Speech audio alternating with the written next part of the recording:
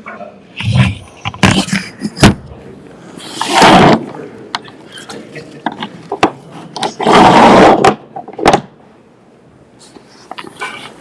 it is 9 o'clock. Welcome everyone. Today is Tuesday, June 7th, 2022. We want to welcome all of you to the regular board meeting of the San Luis County Commissioners. I'm going to ask Commissioner Tony Haas to please give us an invocation. Please rise. Father, thank you for this day and our many blessings.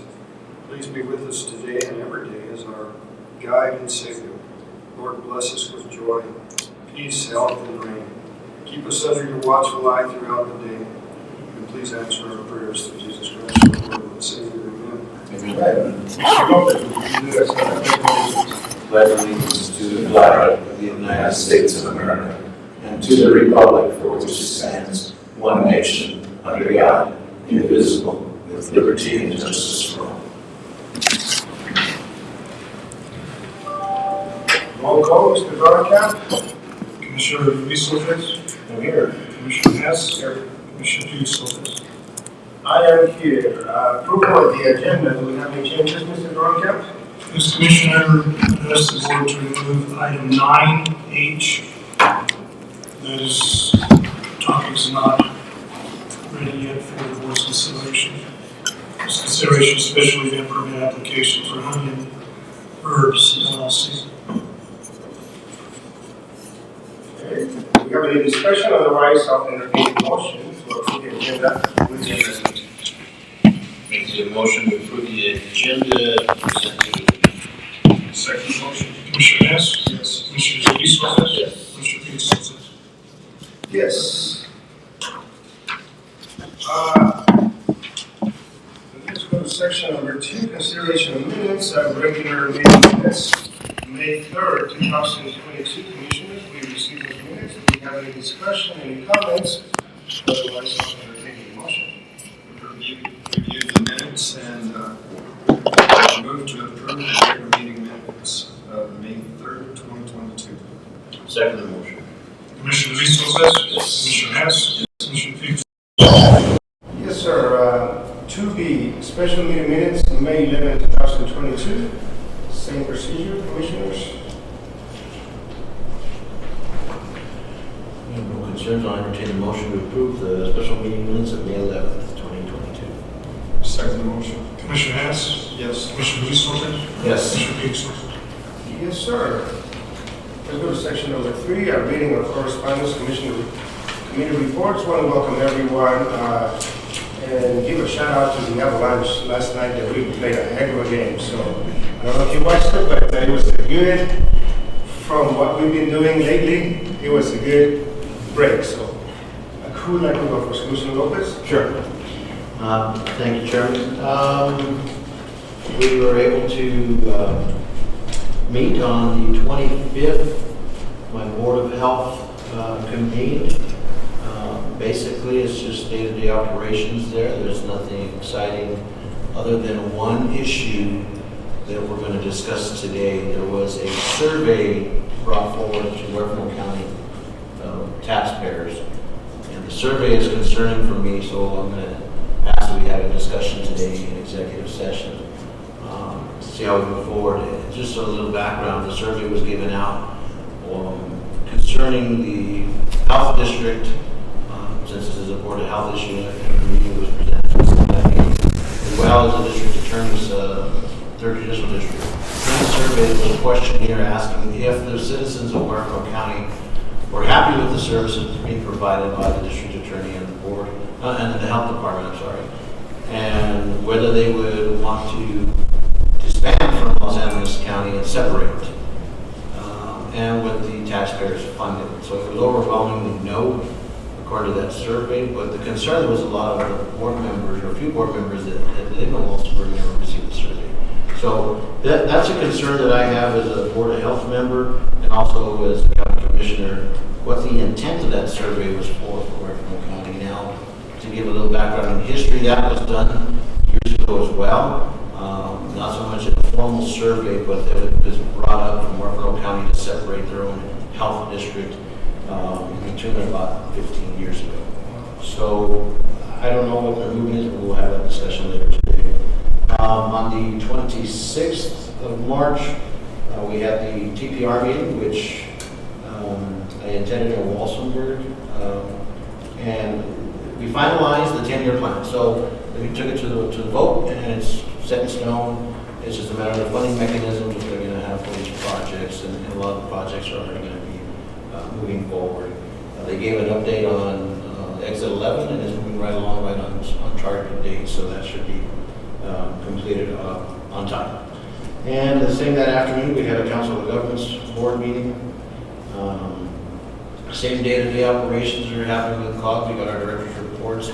We're having some expenses now with the increase of food costs for our AAA programs. The Meals on Wheels will be absorbing those losses of the expenses to AAA, and also the fuel usage in our transportation. But we're fortunate with COG that a lot of those vehicles are energy type vehicles with the natural gas and the electric vehicles that they're putting into place for the buses and stuff. So Council of Governments is doing really great with their new director, Jennifer Oliver. She actually was in Vail at the CCI conference with the Colorado Counties Incorporated. It was great to see her there.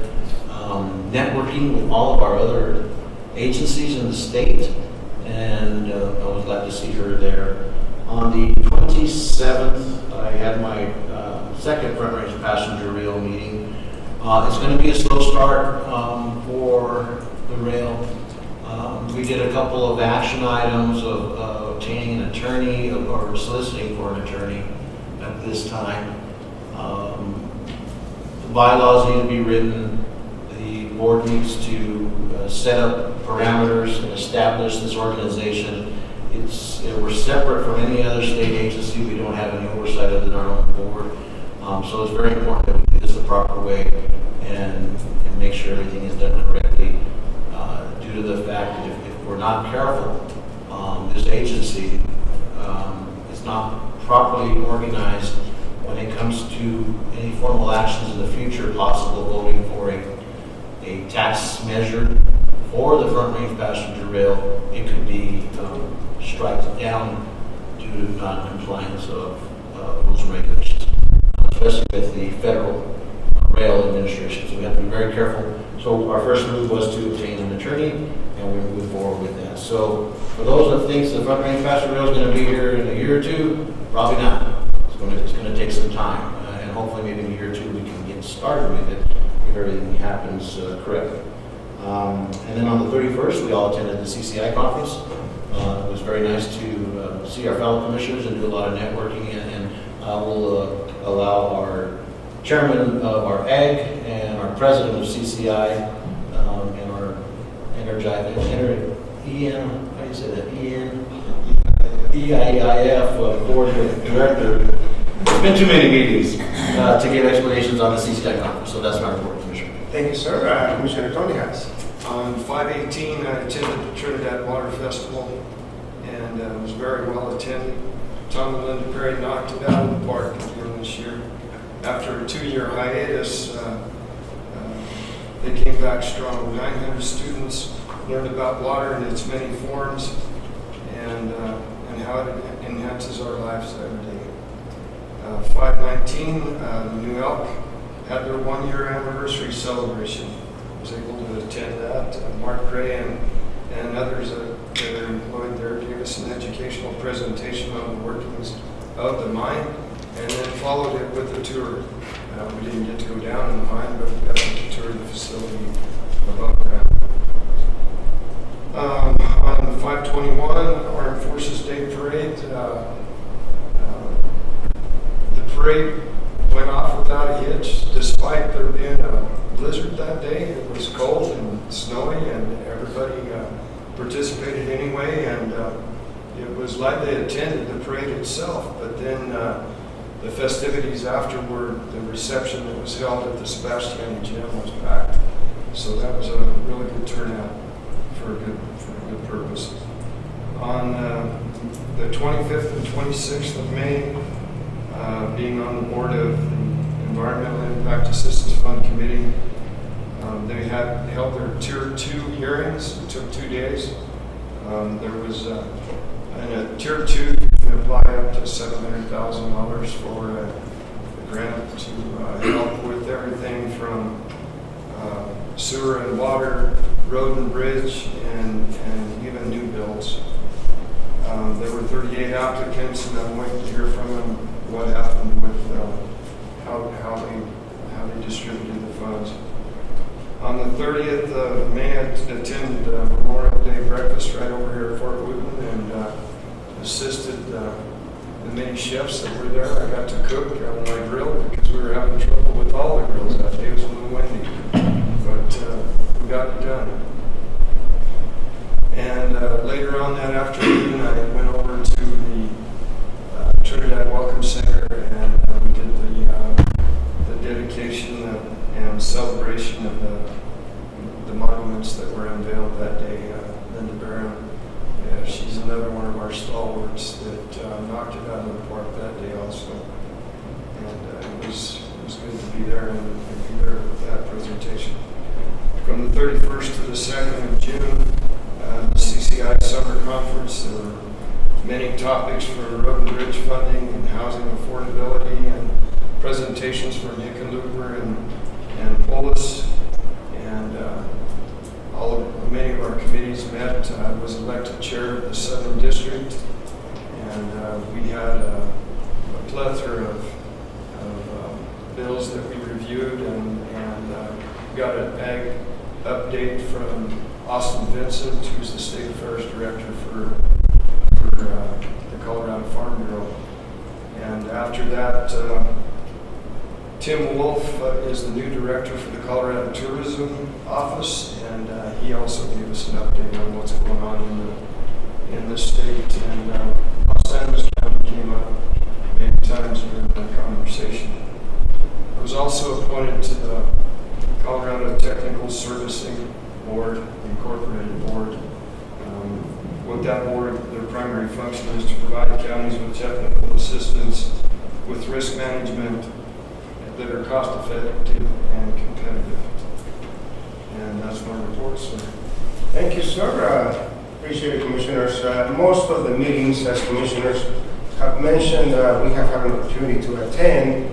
I want to highlight a couple of meetings I had an opportunity to one was the National Association of Counties that was it was held in Alaska, and I chose not to travel because we had our CCI conference here in Colorado, so I didn't want to have 2 trips back to back. But nonetheless, I attended the meeting via technology, and one of the good things of all the counties in the United States, of the apparently 3,069, this is the highest membership that NACO has had in the history, and it exceeds 80% of all counties nationwide. So the participation is really great. And so we have also an update from a couple of very, very imperative and important issues. One was our Chief Technology Information Officer out of NACO, how a lot of counties are being hampered with hackings and just being exposed to all types of malware that is being put upon the citizens. And so that was one of the bigger things that to keep an eye on the lookout for some of the smaller counties. So through NACO, there's an opportunity now to take our IT person from, since Los Angeles County is a member of NACO, to work directly with that Chief Technology Officer and put some firewalls that are more resilient to any type of hacking. But that communication went on really well. One of the other good points of communication that came out of there, Mr. Dorokamp, the second, and Director Coverly, the second disbursement of the ARP funds will take place. It has been secured, and so we heard loud and clear that they're getting ready to provide the ways by which make counties accessible to get those funds once again. And so the other one I want to highlight is just briefly is our CCI conference. The southern district, I think, has pretty, when you talk about some of the counties in the San Luis Valley, Alamosa, Rio Grande, Conejos, Saguache, and then all the way from Pueblo, Huérfano, Las Animas, and then all the way east, that's your southern district. And I really want to say thank you because Commissioner Tony Haas was elected to be the president of that group, and so we know that for the next 12 months, they'll be, because it's mostly agriculture. And one of the impacts that agriculture has had is we have been victims to the legislature. And so it seems like every other bill that is coming out of the legislature is going to impact ag in one way, shape, or form. So there's going to be a ton of opportunity there to push back and amend and recommend legislation that is going to be a bit friendlier to ag. So those are some of the things. CCI's conference, pretty well attended. We had, as we talked about a couple of the bigger issues, talked about what we do now post collective bargaining agreement being signed at the statewide level. So that is the report. Sir, if I may add, I think, remind me that I'd like to thank our emergency manager, Kim Chavez, for making the trip. She was able to be on the panel and discuss collective bargaining, wearing both hats once upon a time as president of the union and now in the HR role administration.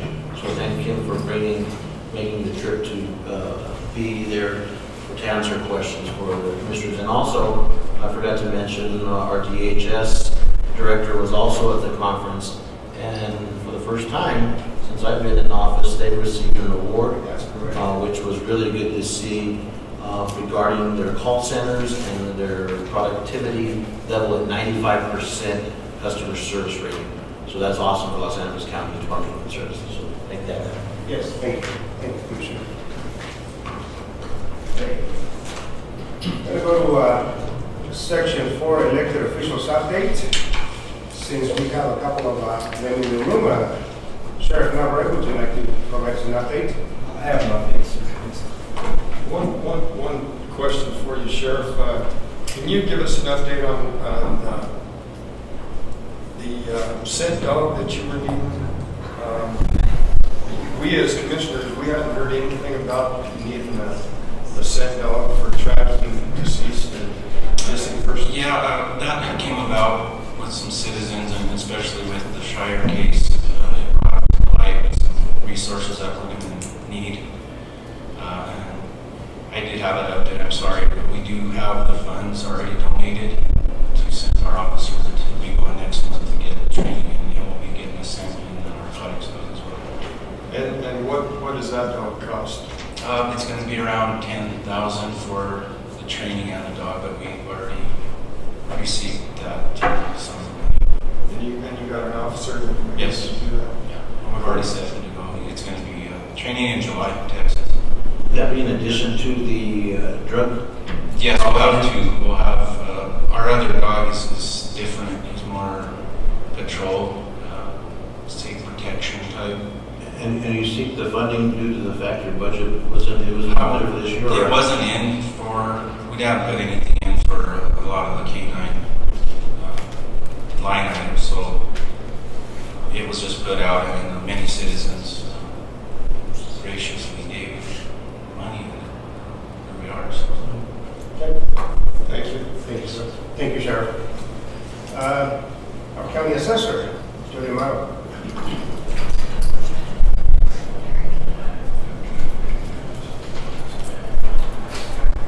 Good morning, all. Hope everybody's having a good day. My only update is Pictometry is going to be sending us our data in about 30 days. They just finished up flying the bird scar and the bird area in New Mexico. So due to the snow that we received, which was a blessing, they're going to fly our high altitudes because when they flew it, there was about 1.5 feet of snow on some of our higher western elevations. So since they're in the proximity, they're going to fly the next probably 2 days, if weather permits, and give us that imagery for the western side, and then we'll have all of that ready and available. In the working portion of Pictometry, There's early access right now, and you can already see that imagery, which is 10 times better than what we flew 6 years ago. So it's been very helpful, and other than that, that's all the assessor's office You know, has. Chairman, if I may, when this is done, complete, maybe we set up another workshop with all of the county staff that's able to utilize the service, so we can refresh ourselves on how to utilize it. We can do that. It'll probably be end of July, beginning of August, as my calendar allows. And you're the professional on it, so you would be the one. Shh, don't tell too many people. And so, Jody, the old imagery Mhm. is going to be replaced with whatever. The old imagery's in there. You can pick that date. Okay. So it's just like it's a drop down. It's Okay. another layer in that tool. Very So you can take the old, and what we do is we take the old imagery and the new imagery, and we put it in Change Finder, and it automatically gives us a report of what has been destroyed, burnt, built, so we don't have to spend hours rolling through the data. It gives, for the assessor's office, it gives me a 5-minute spreadsheet of what we need to add to the tax roll. Okay. So, Thank you. you're welcome. Thank you. Thanks. Okay, so we have a message from Mr. Messes. I don't know if you're on the line, but he sent a text mentioning that the ballots for midterms went out June 6th, so they went out yesterday. And all citizens should be receiving those shortly. And if you have any questions, please contact the clerk and recorder's office. That's from the clerk and recorder. Let's go to our treasurer, Mr. Leonetti. Are you online, and do you have any updates? Anyone from the district attorney's office? Mr. Solano? Anyone from our coroner's office? Mr. Juniper? Anyone from our surveyor's office? Mr. Gary Terry? Hearing none, we're going to go to section number 5, public comment. Let me call on Mr. Ryan Illerton from San Isabel Electric. Please. Thank you. Welcome. Thank you. Thank you for having us today. This is Laura Getz. Laura is our business development manager at San Isabel Electric. I believe she had provided a PowerPoint yesterday via email. There it is. There it is. So, again, thank you for having us. My purpose here is to try to open up communication between San Isabel Electric and Los Angeles County in a more formal manner. We serve, I believe all of you are members, and probably many of you in the audience are members of San Isabel Electric. We have a lot to offer beyond providing electric service. You mentioned some names earlier. Kim Chavez, I know. Unfortunately, sometimes we have outages that may become extended, and I know that Kim is one of the people that we communicate with to try to inform people. You talked about cybersecurity. We're really interested in improving our communities. I know that's your core focus, and so if there's a way to put together a task force that we can help each other with cybersecurity, we have some of that in the electric world, but maybe we can learn from each other. So I've been at San Isabel Electric about 8 years, 7.5 of those as the chief financial officer, and the last 6 months as the general manager. So I grew up in southeast Colorado. Lamar was my home, and my cousins run cattle between Lamar and Springfield, and so this is my home. It's very important to me that we do the best job we can for our service territories. So if you can go to the next slide. So we serve about 25,000 accounts, about 21,000 members, starting in Pueblo West. We serve predominantly the residential aspect of Pueblo West. About a third of our membership is there. They're represented by one board director. But as you can see from the slide, about 65% rural, about 5 meters per mile. Now to contrast that with City of Pueblo and likely City of Trinidad, they're about 15 to 20 meters per mile. So we're very rural. Density is the enemy of cost, but we've done a lot to try to control costs. We haven't had a rate increase since 2013. Unfortunately, with fuel prices and material availability and those types of things, we may need to consider that in the future. But very spread out.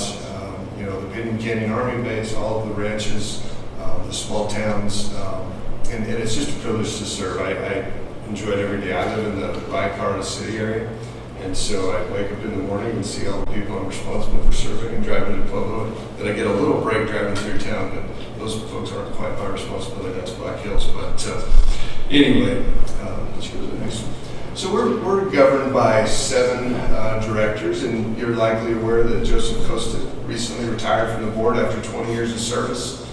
So we have an opening in District 7 that is open for anyone that would like to run. It's a real simple process. We have a nominating committee that can bring forward names, and then we also have a petition process, and all that's required is 15 signatures to be able to place your name on the ballot. All of our information about the election is available on our website. But that territory, our boards are based on communities of interest, so they're not necessarily equal in population. But that territory looks at Stonewall and Weston and Cokedale and that western part of Los Angeles County and a little bit of Highway 12 and encompasses Aguilar. So really enjoyed Mr. Costa and hearing the stories of the coal mines, and he's just a neat guy to visit with. Do you have to reside in the district to apply? Yes, sir. You have to reside in that district to be able to apply for that. Yes. All right. Also want to mention our attorney, Sisto Maza, who you're likely familiar with. His office is right here. His family's been involved with our company for years, so we have always had a unique perspective on Trinidad with those relationships. So if you can go to the next slide. Our annual meeting is coming up September 17th, actually. I'm sorry, Laura, I didn't catch that yesterday. We've had it at John Mull High School for decades. The last couple of years, our annual meeting was virtual. And so we are really excited to get back in person and see people. We typically feed, 1,000 to 1,200 people. It's somewhat of a carnival type of event. We own a cotton candy machine and stuff like that. I mean, it's really a fun event. We always have some outstanding giveaways. This year we're focusing a little more on electrical products. You know, there's been an emergence of electric trimmers and mowers and those types of things. So we'll be giving some of that away and giving away some cash. We'll give some updates about the company and about the direction. But really the most important event of the day is the business meeting and the election. We've got 3 board seats that are open: the Pueblo West District, the Greenhorn Valley, right, Colorado City, which is where I live, and then District 7 here in Los Angeles. How long are the terms? They're 3-year terms, yeah, and so there are no limits on that. Mr. Costa's been on for 20 years. Mr. Garcia in the Gardner area has been on for nearing 4 decades. So just a wealth of experience and perspective on our board.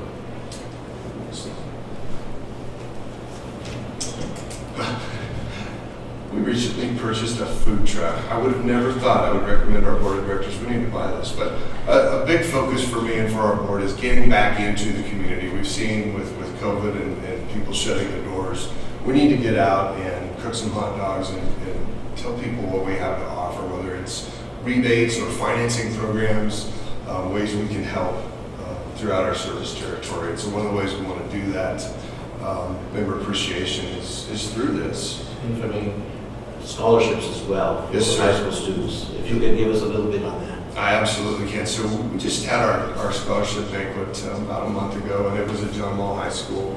The board awards typically 2 scholarships to each high school that we serve in the territory, and it's a competitive process. There was a time, many, probably 6-8 years ago, that it was awarded automatically to the valedictorian and the salutatorian. The board said they wanted to make it more of a competitive process. So they do that, and then in addition to that, they also awarded 2 scholarships for students that were the first to attend college in their family. So they're excited about that. And then they, 3 years ago, started to offer a vocational type of scholarship. So maybe it's a kid that wants to go to the line school, diesel mechanic, something like that. That's not a traditional university. The board awarded $39,000 in scholarships to students throughout our territory. It's our number 2 event of the year. Thank you for bringing it up. Every time I write a check, I think of that scholarship program. Good. Part of my bill is going to help our youth. It is. It's probably the best reach we have other than our annual meeting. And Laura's going to talk a little bit more about our youth. I'm going to transition to Laura, and then I'll be back for any questions that you might have. Okay, thank you. Thank you. Thank you, Ryan. Good morning, everyone. So my name is Laura Getz. I'm the Business Development Manager at San Isabel Electric, and I actually do a lot of economic development work. So what I strive to do is get out in our communities, work with our businesses, work with our members, see what our communities need, what they're looking for, what opportunities are out there, and then match everyone with the resources that folks are looking for. So I'll talk about that on the next slide. Or actually, in a coming slide. So for this slide, one of our initiatives is working with youth, as Ryan mentioned, local workforce development. We really believe in growing our own. Within our service territory alone, we have so many fantastic, hardworking, committed youth who really just love their community and want to serve their community in a bigger way. And we can offer them that opportunity through our careers in working with San Isabel Electric. And so we are starting a high school program that coordinates with some of the existing vocational tracks that exist. We're starting out with just kind of a 3-week introduction to utilities, as a trade career. And so helping them understand that they could become a line person, they could work as an engineering tech, they could, there's even drone opportunities. So introducing them to a couple different tracks within the utilities that they probably have never even considered, and then helping them understand what it would take to get the credentials they need to succeed in that track.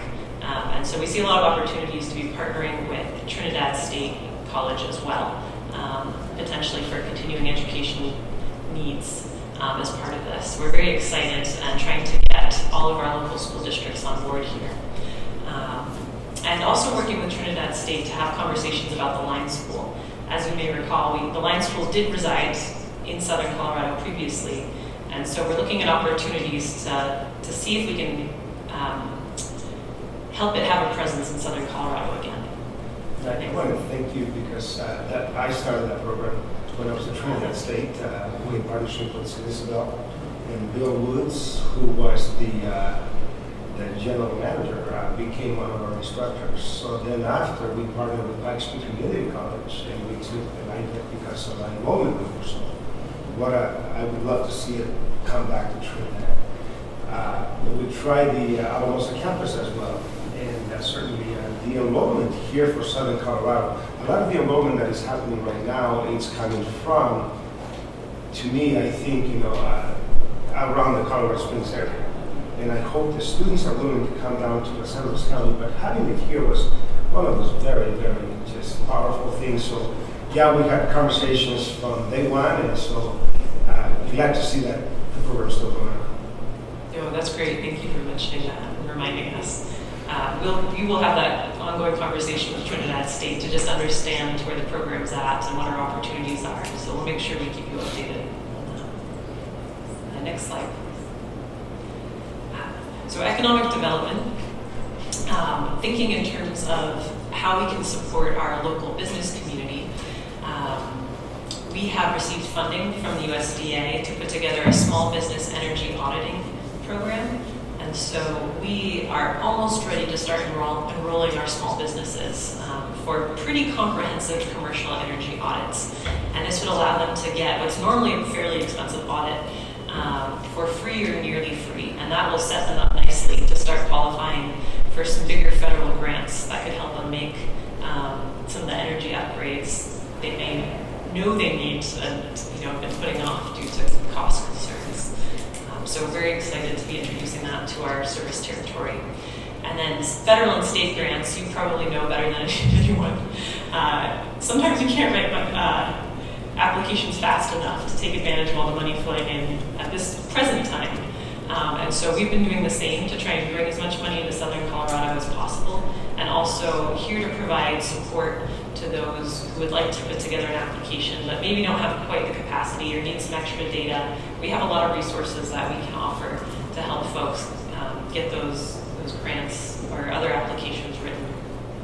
And then another program we have access to through USDA is called Red Leg, and it allows us to offer 0% interest loans for 10 years. And this can be to for-profit businesses, to local government, to nonprofits. And so it's a very powerful tool. We've had a lot of engagement with government and businesses in Orfano County, and we'd really love to be serving Los Angeles County with this opportunity as well. So please don't hesitate to start a conversation with us for your needs, or if you know a business who could take advantage of this. You can go up to $1.5 million. That's not to say, our board is confident with financing a full $1.5 million. We've done as small as $5,000. But there is up to $1.5 million per entity. Does this business have to be a member of San Isabel to qualify? Yes. And then general regional partnerships. So I know I've seen some of you around at regional meetings. We are trying to wrap our heads around all of the issues in our region. We know housing is a big one. We know you're looking carefully at housing right now and different solutions. Broadband is an ongoing consideration. So we are here to help be a partner in the region and moving our communities forward, not just with electricity, but with a whole multitude of needs that are going to lift our members up. Next slide. So electric school buses, electric vehicles in general are very hot right now, but there's a lot of funding that has just come out for electric school buses. And so we are reaching out to our local school districts, which are actually, the 4 you see on the list there, are highlighted as priority school districts per the federal government for this electric school bus funding. Because 4 out of the 4 are considered rural priority, 3 out of the 4 are considered income priorities as well.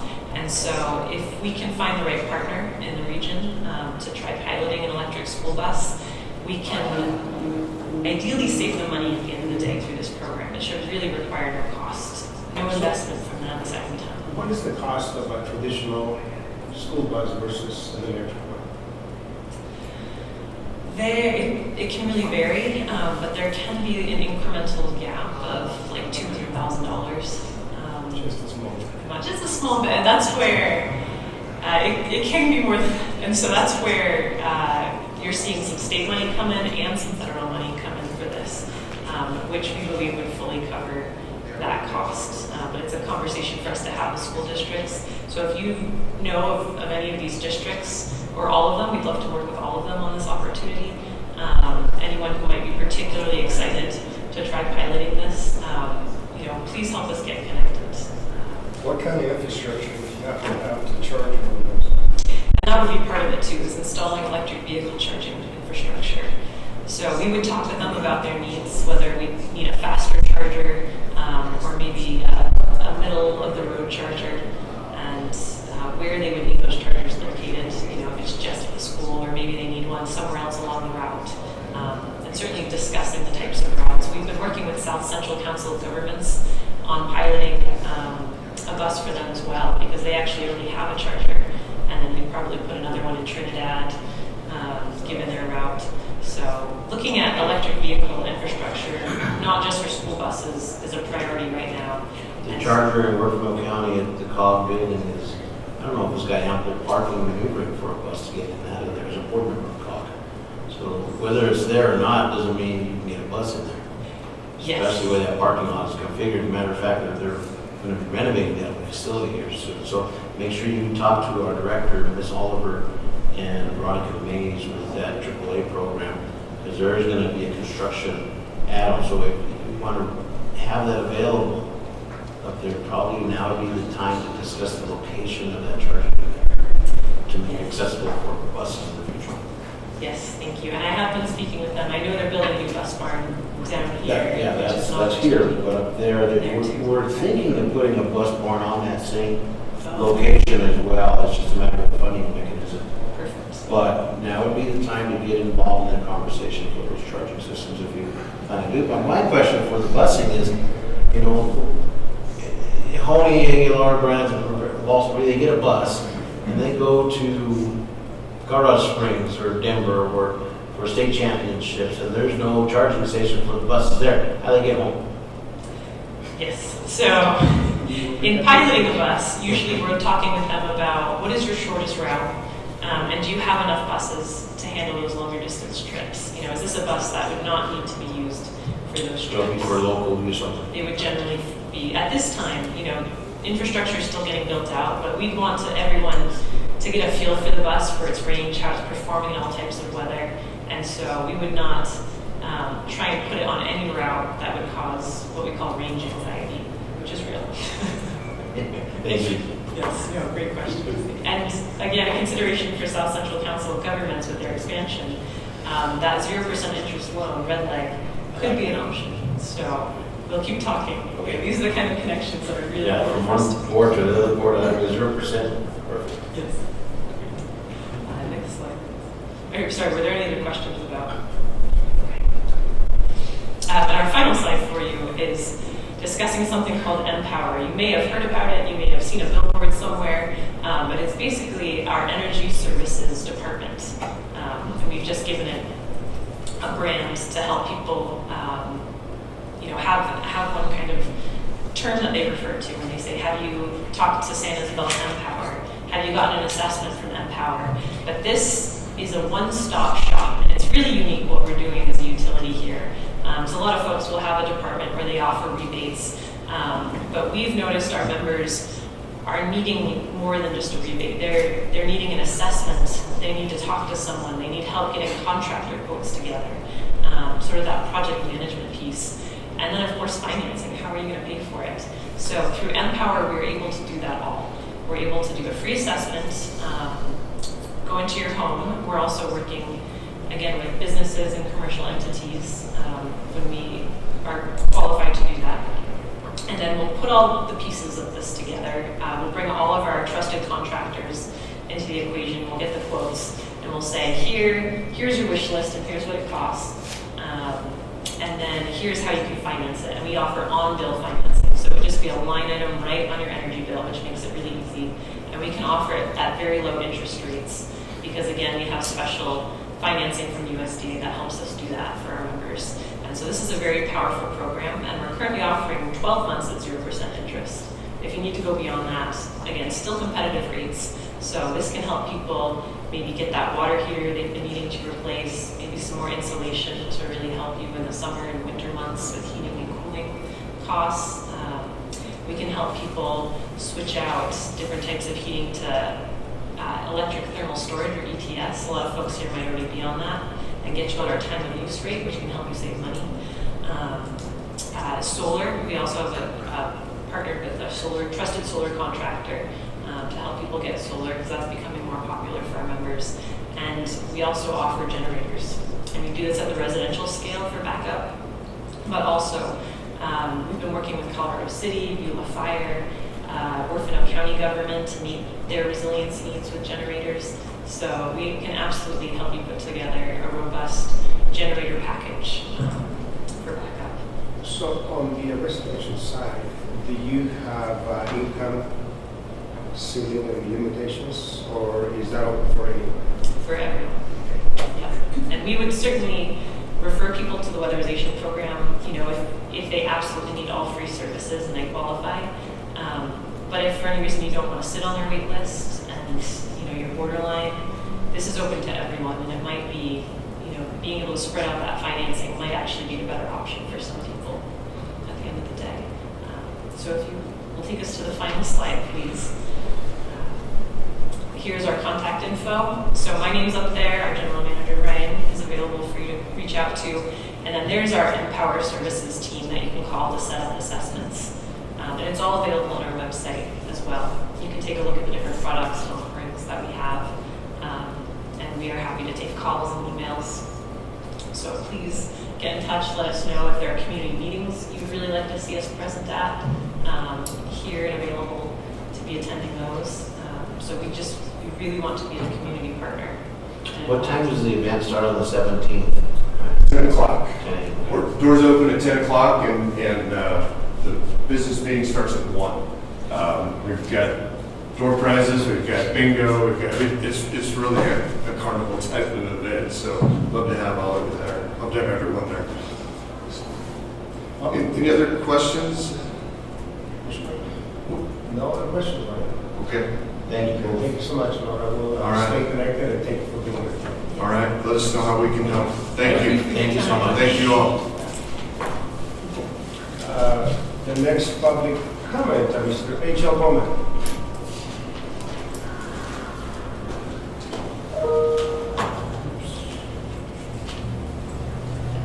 Good morning, everyone. First of all, my apologies for not being at the last meeting. I was on the agenda.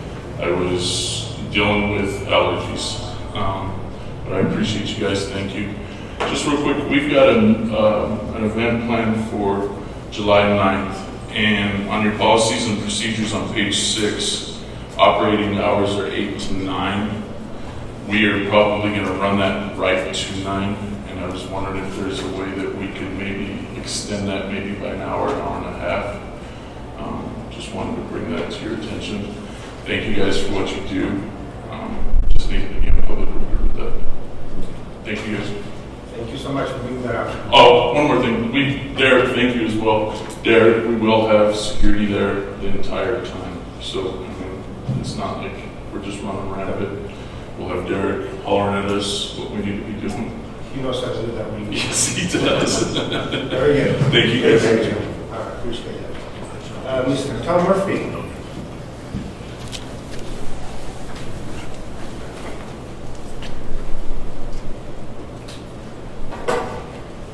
Good morning, Commissioners and staff. 2-3 months ago, I asked you guys to say the date, well, 2 dates, August 12th and 13th. 7 weeks ago yesterday, my mother had a heart attack, and the hospital said she wasn't going to make it that day. She had what they call widowmaker. She never lost consciousness, nor did she ever suffer any pain. She is at home in hospice and getting amazingly better. But I've taken care of her now for 29 years, and I've been her caregiver for 12. But this has increased the level of my involvement in caring for her day to day. And after this weekend, because I started planning the events and things that I needed to do, we're going to be building a golf course. I had a mini golf course 20 years ago when I did this. I'm like, man, I can't do this. I've just got too much on my plate. So we're going to postpone this for a year. About the same time next year, we'll refine the dates, but this will give me a little bit more time.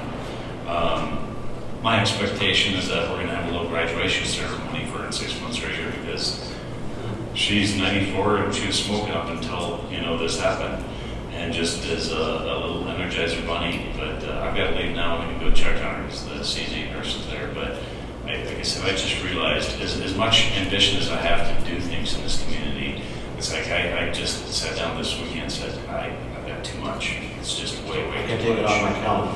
You can take it off your calendar, but it will be there next year, because and Felix knows when we did this 20 years ago, it was a lot of fun. And I see this being an annual event where we get even more corporate sponsors. But I pulled it off 20-some years ago when we were desperate for money in a very short period of time. But we had Money Schumann and other people that were helping, and we were able to do it. And I'm like, you know what?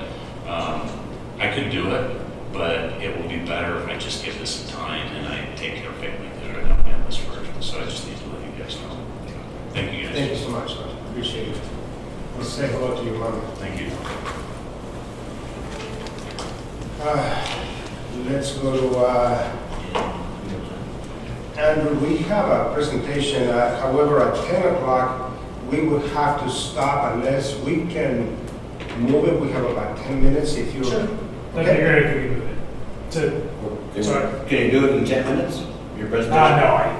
Okay, so why don't we wait till after we hear we have a public hearing at 10 o'clock, Okay, and then after the public hearing, we can call back on you to do your complete presentation. perfect. That'd be great. All right. Yes. 10 minute recess. So at this moment, yes, that would be great, Commissioner. You want to make a motion? I make a motion to take a 10-minute recess until our public hearing starts at 10 a.m. Second motion. Commissioner Hess, Yes. Commissioner Luis Lopez, Yes. Commissioner Felix Lopez. Yes. Yeah, So that way you have full. No, I appreciate that, yeah. Good.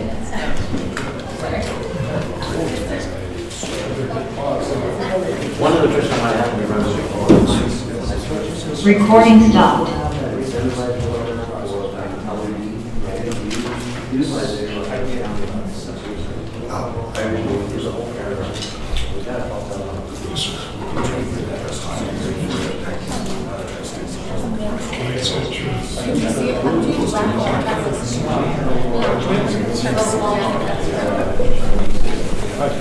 Appreciate you moving me back. Speak real fast. Yeah,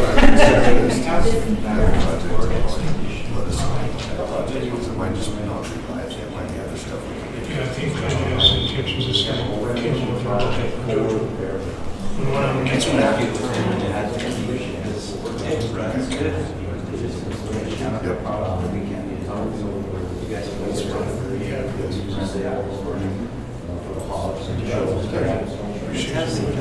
Oh, nice. We had some parents that might help with that project. We're having some similar.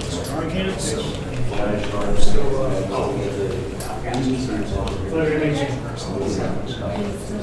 Oh, that's great. That was great.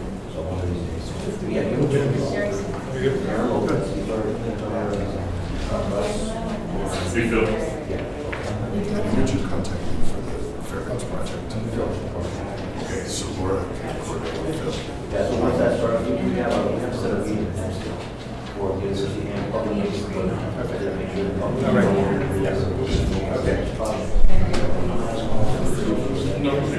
Yeah, absolutely. Thank you, thank you. Mr. Lopez, thank you. Thank you so much. Sorry, no, it's fine. I'd rather have to start a jam. Scholarship. Oh, good. That's the money for Okay, so now you have almost an attorney and a doctor. I mean, my kids don't do that. So when you said competitive, I was impressed with the comment.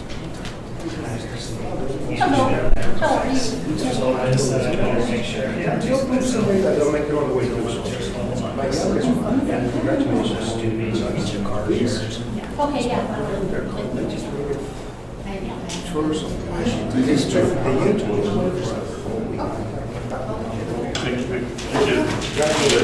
Medical school. Just recently. Oh my goodness. And so she's now. We're not just, I didn't want to say it in public. Is this, just a presentation? Was just, I don't want to say whatever, the middle was built, but who was, one day we were just messing around. Yeah, because our sheriff was the first one, is already, yeah. We have four, I think they have, one more year. And so the president is 2 weeks. And now This is your program. Go get it done. So we plan to move together. And this is the one in common stories. When we transferred this year, I was the president. all of our members. So we were able to get together. Really nice in the program. But then there was a 3-year window in the facility to host it. We knew many years. I was actually transferred from college. And so on the transfer, I said, I'm going to take the program from college to utilities, still remains AAA state. So we opened up. Have you seen the place up there? Oh, okay. It's about almost about an acre. We've had a lot of kids. Yeah, it's really good program. So anyway, a little bit of background history, but just thank you for the meeting. Well, thank you. Thanks for the story about your daughter. That's important. That is too. No, I tell you what, I make it. Because I think what we just did now, I thought was 2.5. To speak to tell the students, even that is scholarship to make a difference in their lives. It is. It did. How often does she come back?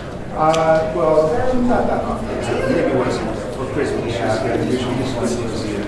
But of course, she's met with just an incredible opportunity to make an impact. From the school district. From the district. Really went to that state. Onto, you know what?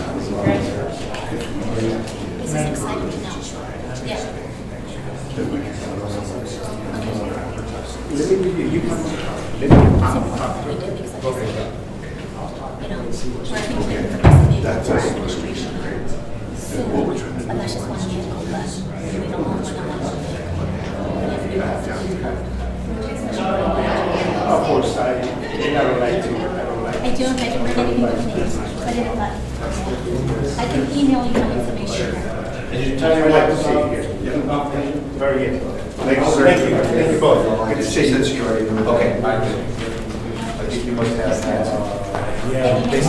See, very good. How are you? I know she's says we can stuff. Yeah. Maybe in September, I guess my will go up to just to your carnival. I think that'd be fun to see. This fun. Yeah, we want to just bring something forward with the position. You guys offer different, like in October, it's like fall. We have the best time. Yeah, so something like that.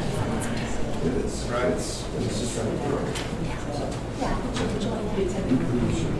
His name is Travis Coleman. He works at Department of Corrections. Oh yeah, that's Travis's cousin. Yeah, because Yeah, the cousins. yeah. Yeah. Your own things and stuff. Did you get my email? Travis is a good call. He's an old good call from. Okay. Oh, Ben just asked you. I don't think I got this. I have. Why they sent me, I'm always gonna remember the festival, especially from Memorial. You gotta reach those. Just to live there. Yeah, exactly. I heard they got pounded yesterday before they, my husband's a meteorologist. I haven't talked to my cousins, but the weeds still stand. That's the Big tax deal. stuff. and this is All too our- common. Yeah, see, I don't like the noise pollution. Yeah. Yes, that's a lot. Yeah, check it out. I just Yeah, checked it's something. crazy favorite from anyone. Thank you. Oh. Thank you. No, I used to do it. Good day. Credit card. No, they had my card, they were just, so they wanted, I'll have to call them. Okay, thank you.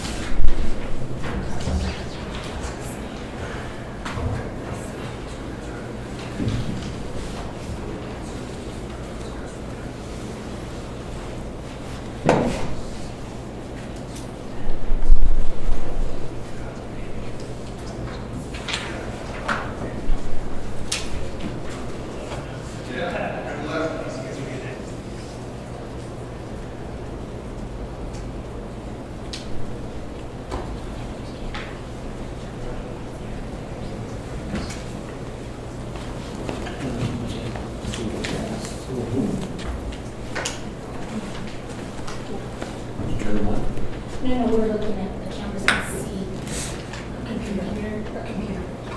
Are they good? Yeah, and I pulled the passion. So I think she wants to ask, but he's gone. I'm going to try and ask him. I want to just say, I'll just turn my computer, I'm just going to ask him if he goes back to the language.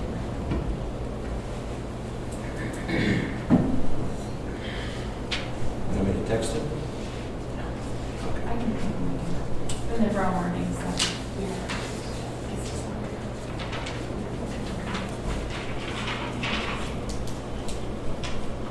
Recording in progress.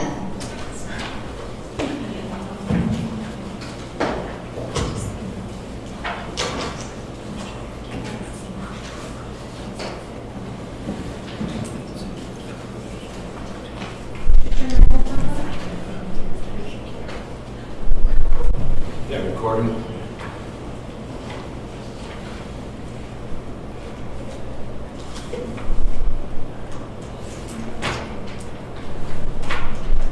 It is 9:59, do I have a motion to resume the Board of County Commissioners and go into public hearings? So moved. Second motion. Commissioner Luis Lopez, Yes. Commissioner Hess, Yes. Commissioner Luis Lopez. Yes. At this time, it is 10 a.m. We're going to go into Section 8, public hearings. We're going to be hearing application BR 2022-002 by Fred and Michelle Eichler, requesting to vacate a portion of County Road 41.7, 20-foot wide and .10 feet in length, that traverses east and west across County Road 41.6. This road is in part of Section 35 Township, 31 Range 66. At this point in time, I want to ask the applicants to come forward, and you're going to be sworn in, and that the information that you provide to this Board of County Commissioners, it is relevant to and only to the application set before us. Okay. Please raise your right hand. Do you affirm on penalty of perjury that the testimony you're about to give will be the truth and the whole truth? Yes, yes, I do. And please state your name for the record. Michelle Eichler. Thank you. Please proceed this time. The applicant, Do we hear before from our county? Generally, you would start with Mr. Lucero, so you can bring him up, or you can have him come up after Ms. Eichler. Okay, very good. Since you're ready to podium, go ahead and proceed. We actually have two applications. One is separate from this one. This particular one is actually for a portion of the road that we had no idea that we would have to even put in for vacation because it is not a county road. I provided maps to Mr. Lucero showing that prior to the Pioneer creating these roads, and we actually have right-of-ways and surface damage agreements with them when they put these roads in order to access gas wells. So I don't know how these ever got on the inventory for county roads because they clearly are not, and Google Earth Maps will show that they are not. So, but we were told we were required to ask for vacation of them, and so this is where we're at. Mr. Torrey, do you have a map of the roads in question? It's right there, 41.7. That is for this application.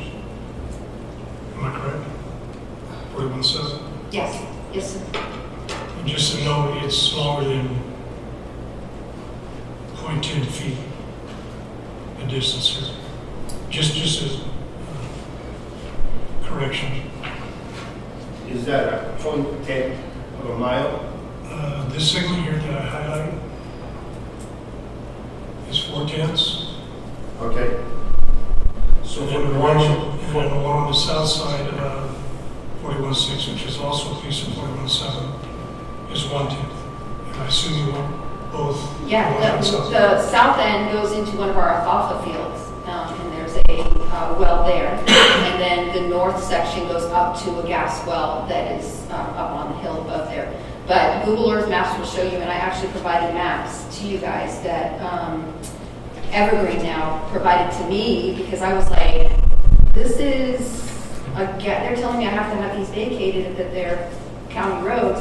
And they're like, no, we constructed those, or Pioneer constructed those, and they sent me the Google Maps that showed no roads and just fields and woods, and then roads going to the wells.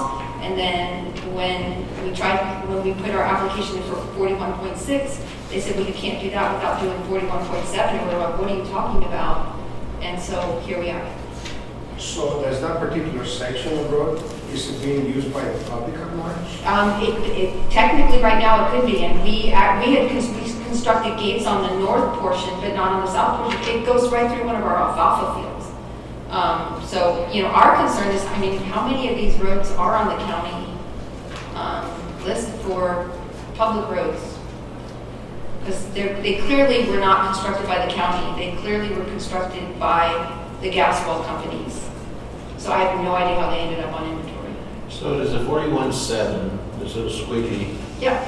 line here. Can I? Sure. So Is that from one well to another well? Yeah, here's a well. So this is what we're talking about right now, is 41 Yep, this is our alfalfa field, and they constructed into our alfalfa field, and this goes through the woods up to another gas well. And that's what's construction was back here. Yes, and Google Maps will show you that, and I have agreements with them. And then this will be the next one. This will be the next For the one. next application. Yes, sir. Okay. All right, so Yes, we'll sir. just focus on 41.7. Yep. Commissioners, if I can address the concerns. It shows on our road inventory, 41.7 segments, 1,400 and 1,500 receiving funding for, and I'm not indicating into an argument, but Google Maps also shows it's a county road open to the public that goes across a number of sites. So Google Maps, I don't believe, is a reliable source of what county roads are in existence and aren't in existence. That being said, I think in front of the board, all you need to consider is whether or not you want to vacate those 2 segments of road or not vacate it. I'm going to consider and argue till we're blue in the face as to whether or not how it got on the system. I don't know how long it's been on the system. I know it's been on the system since 1987. And I have found some really old maps that actually show a real slight roadway, for lack of a better descriptor, exactly where the now well-side roads are identical to where 41.7's traversing across the map here is shown, but I think in front of the board is, you want to vacate or do you know? So the property surrounding either 41.6 or 41.7, the property belongs To us. Yes, sir. And there's no other premises on there, nobody else living there? No.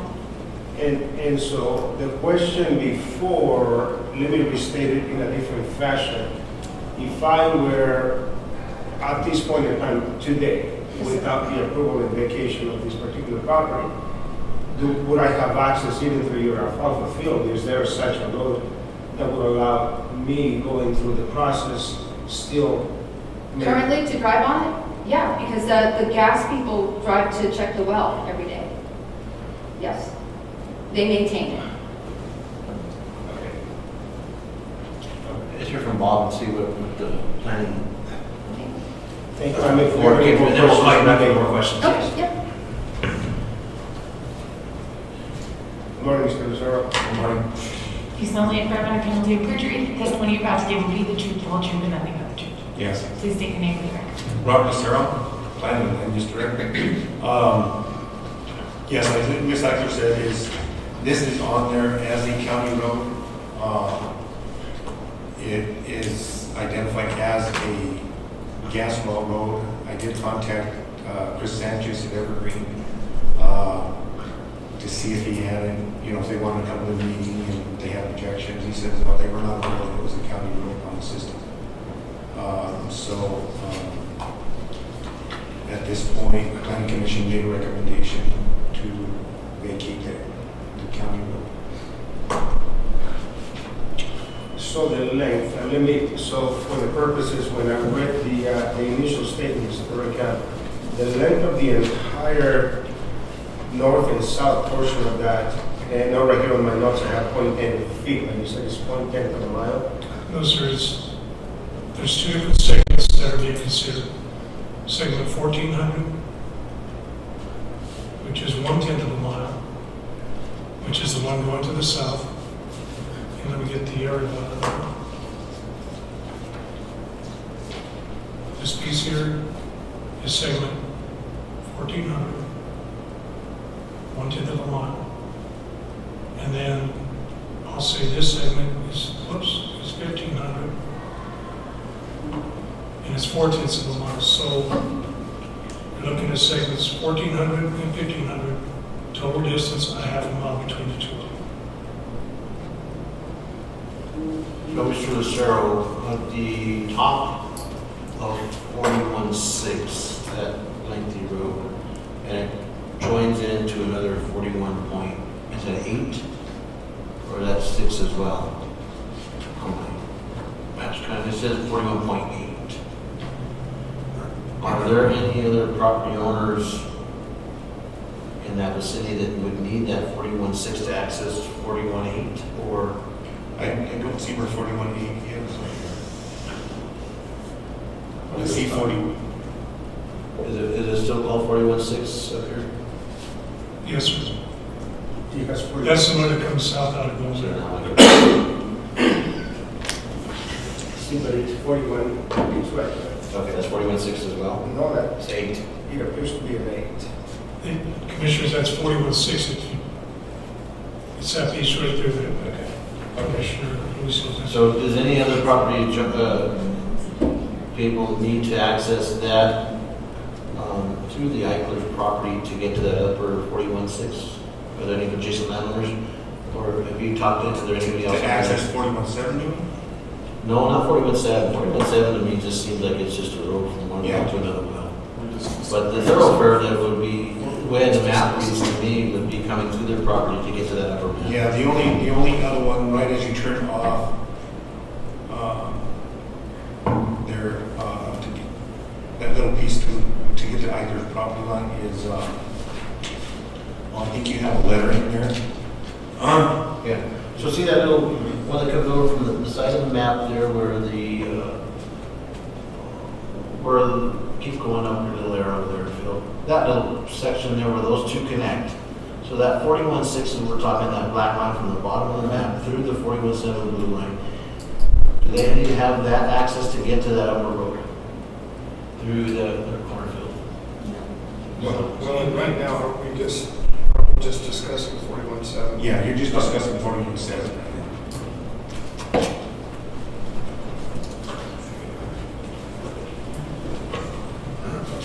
Okay, so any other questions for Mr. Lucero? No, I have well, possibly for either or. If you talk to Mr. Chris Sanchez, Evergreen. they have easement rights for that well sites, I'm sure. Yeah, they got So there won't be any issues with that if we come in and do something. No, it was constructed by them, and before they even constructed it, it was signed by the Christs, who we purchased the property from. And you inherited that, That is correct. that easement And- for them to have that property? Yes, and we are in constant contact with Mr. Sanchez on lots of other issues on the ranch, and not issues with things. So the maintenance on that half-mile road right now at this point in time is being conducted by? By the gas company. And we don't have any, what's the dollar amount on that we use? It's about $1,800 a mile, so half a mile, $900. Get you to that fund. But Mrs. Eichler is correct. We have no records of road and bridge ever maintaining that road. No records. Either one of those segments. Well, any more questions for either Mr. Lucero or Ms. Eichler?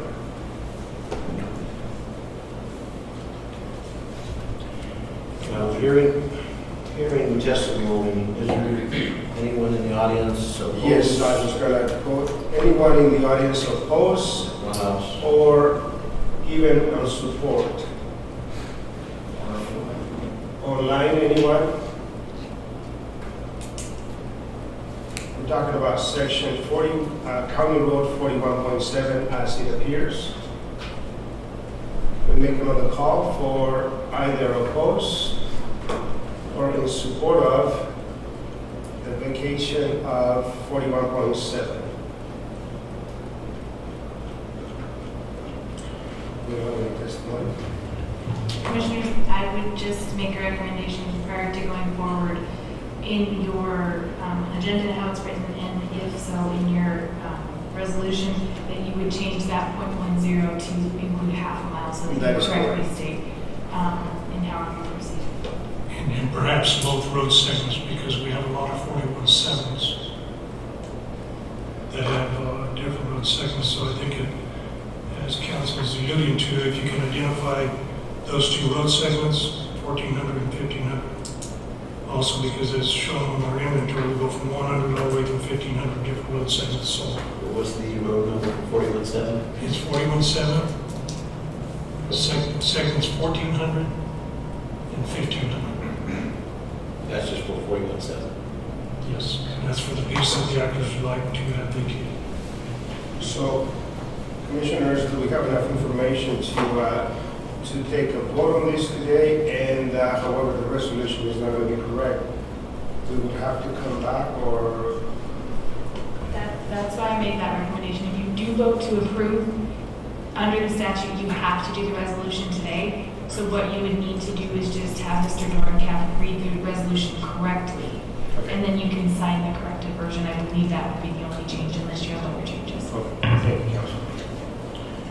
Well, hearing testimony and hearing the recommendation of the planning and zoning, and due to the fact that this is just from one well site to another well site, and we have no testimony arguing the fact that it was built by the county, and no county dollars were input into construction of that road, I have no issues moving forward with following the recommendation of the planning and zoning to vacate 41.7, section 1400, 1500, with the change in the resolution we read at half a mile.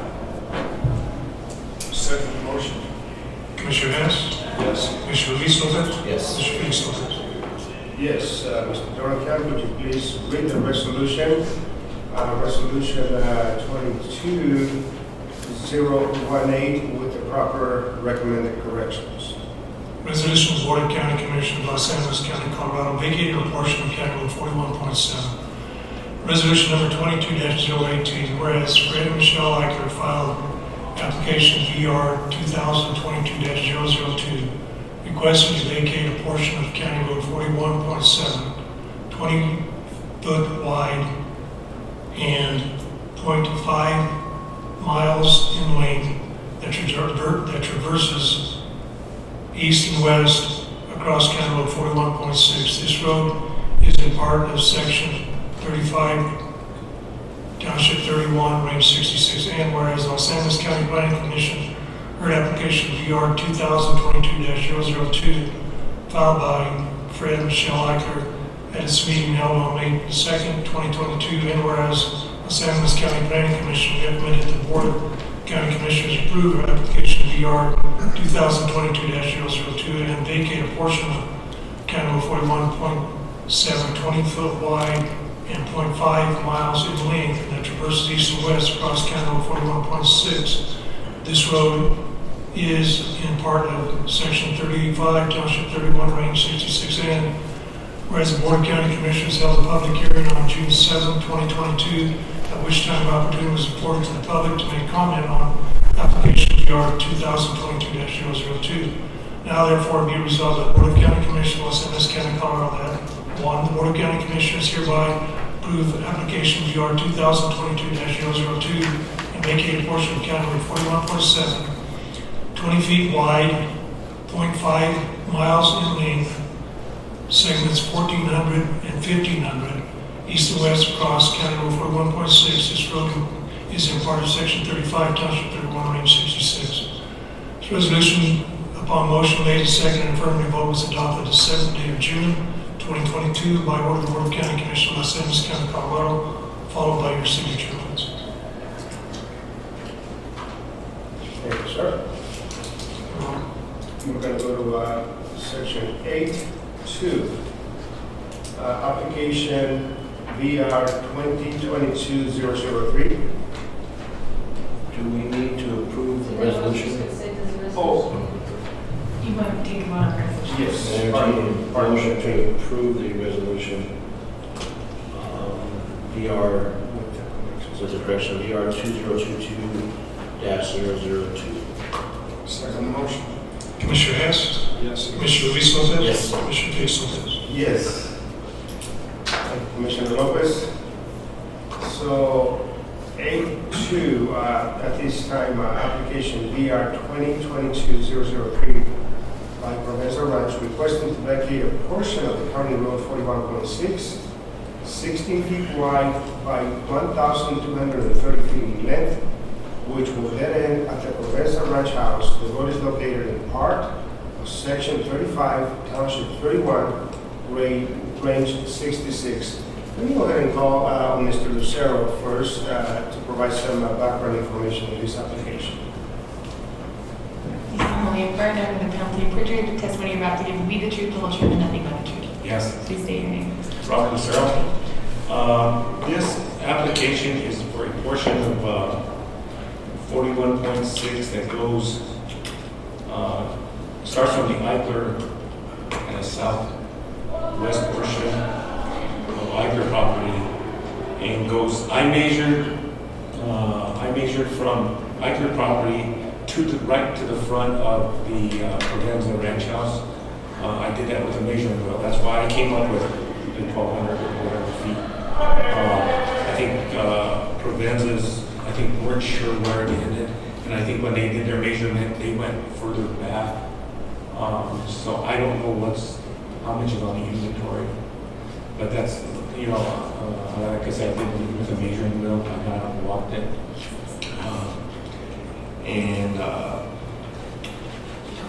That's about it. It's not a very big road. It connects to another piece of 41.6 that you will clear down the road.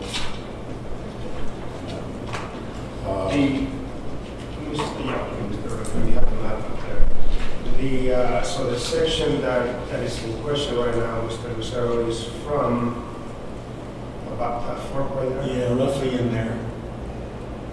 To the end, and that's where you said that it's about 1,230 feet. And I'm not sure if that one goes back, because there's a little bit further distance beyond the ranch house. And I don't know if But that's it where dead end there at the ranch house? Yeah. So are we gonna head, and that'd be south, headed south on that? Is that the direction of the map? So that'd be from the end of the Eichler property onto the Provenza property? Yeah. Has that road been maintained by the county? 41.6 has been maintained in the past by the county, yes.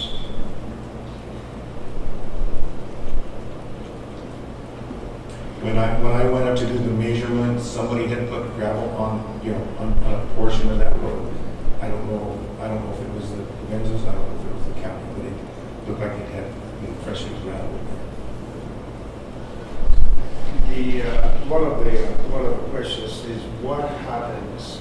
I know it's a dead end to private property, and the private property is surrounding both sides of the road by the same owner, same thing.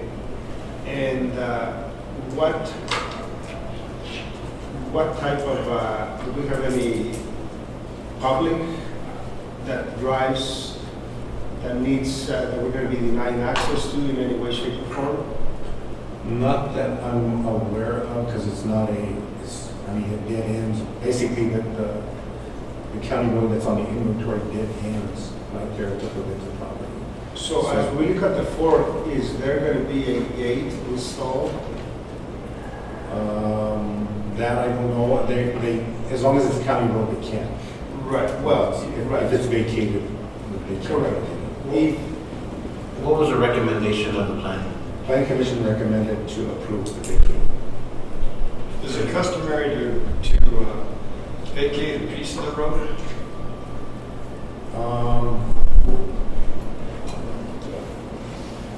If the parties,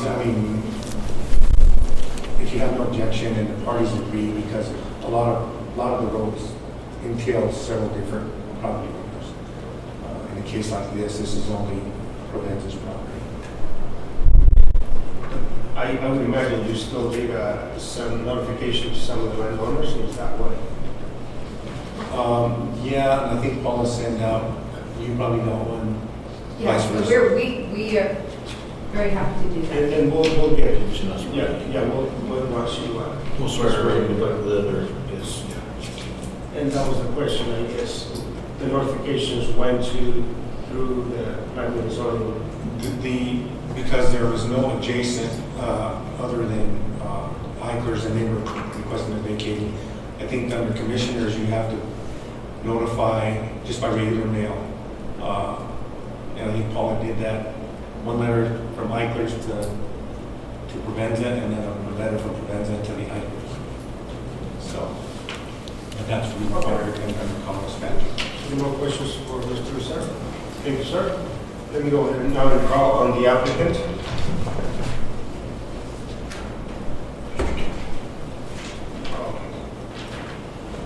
Mr. Campbell, yes. Hello there. Morning.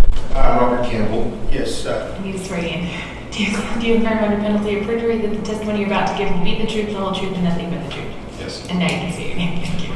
So I'm Robert Campbell, and I'm here representing Provenza Ranch LLC and our application to vacate that stretch of County Road 41.6. The road does extend from our property line and it ends at our property headquarters. And the road is entirely within our own property. So we wanted to vacate the road for a couple of different reasons, primarily security and privacy. As traffic in the area up there has increased over the years, we've had more and more trespassers and incursions into the property. And in fact, last year we had some people come in and set up a campsite and camped out overnight before we actually found them. So privacy is our primary concern. And secondarily, the county has maintained the road in history, but very, very seldom. And they've almost never put gravel on it. In fact, as Bob mentioned, we this year had to put gravel on the road ourselves. So it's virtually a private driveway as it exists now. So we'd like to have it vacated so that we can maintain the road ourselves and have the privacy of our property line. questions? It's pretty self-explanatory, Mr. Campbell. Thank you for being here today. But what I would like, if Sheriff Navarrete would be willing to answer some questions and be sworn in for me, I think that would help me come to a decision or concerns, and then we can decipher as well if she chooses to give testimony.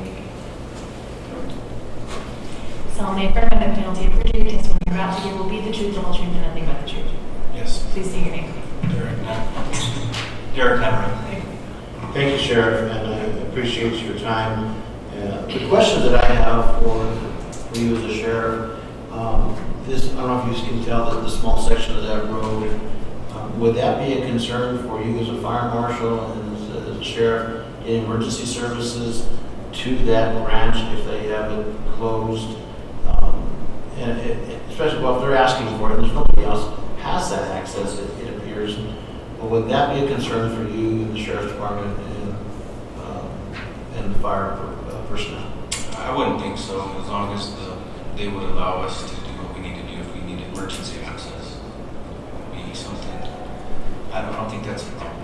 It wouldn't be a public safety issue? I don't think so. Just That's all the questions I have for you. Thank you. Thank you, sir. At this point in time, let me go ahead and call anyone else, pro or con, on this application. Either here, beside here, please come up and you're going to be sworn in.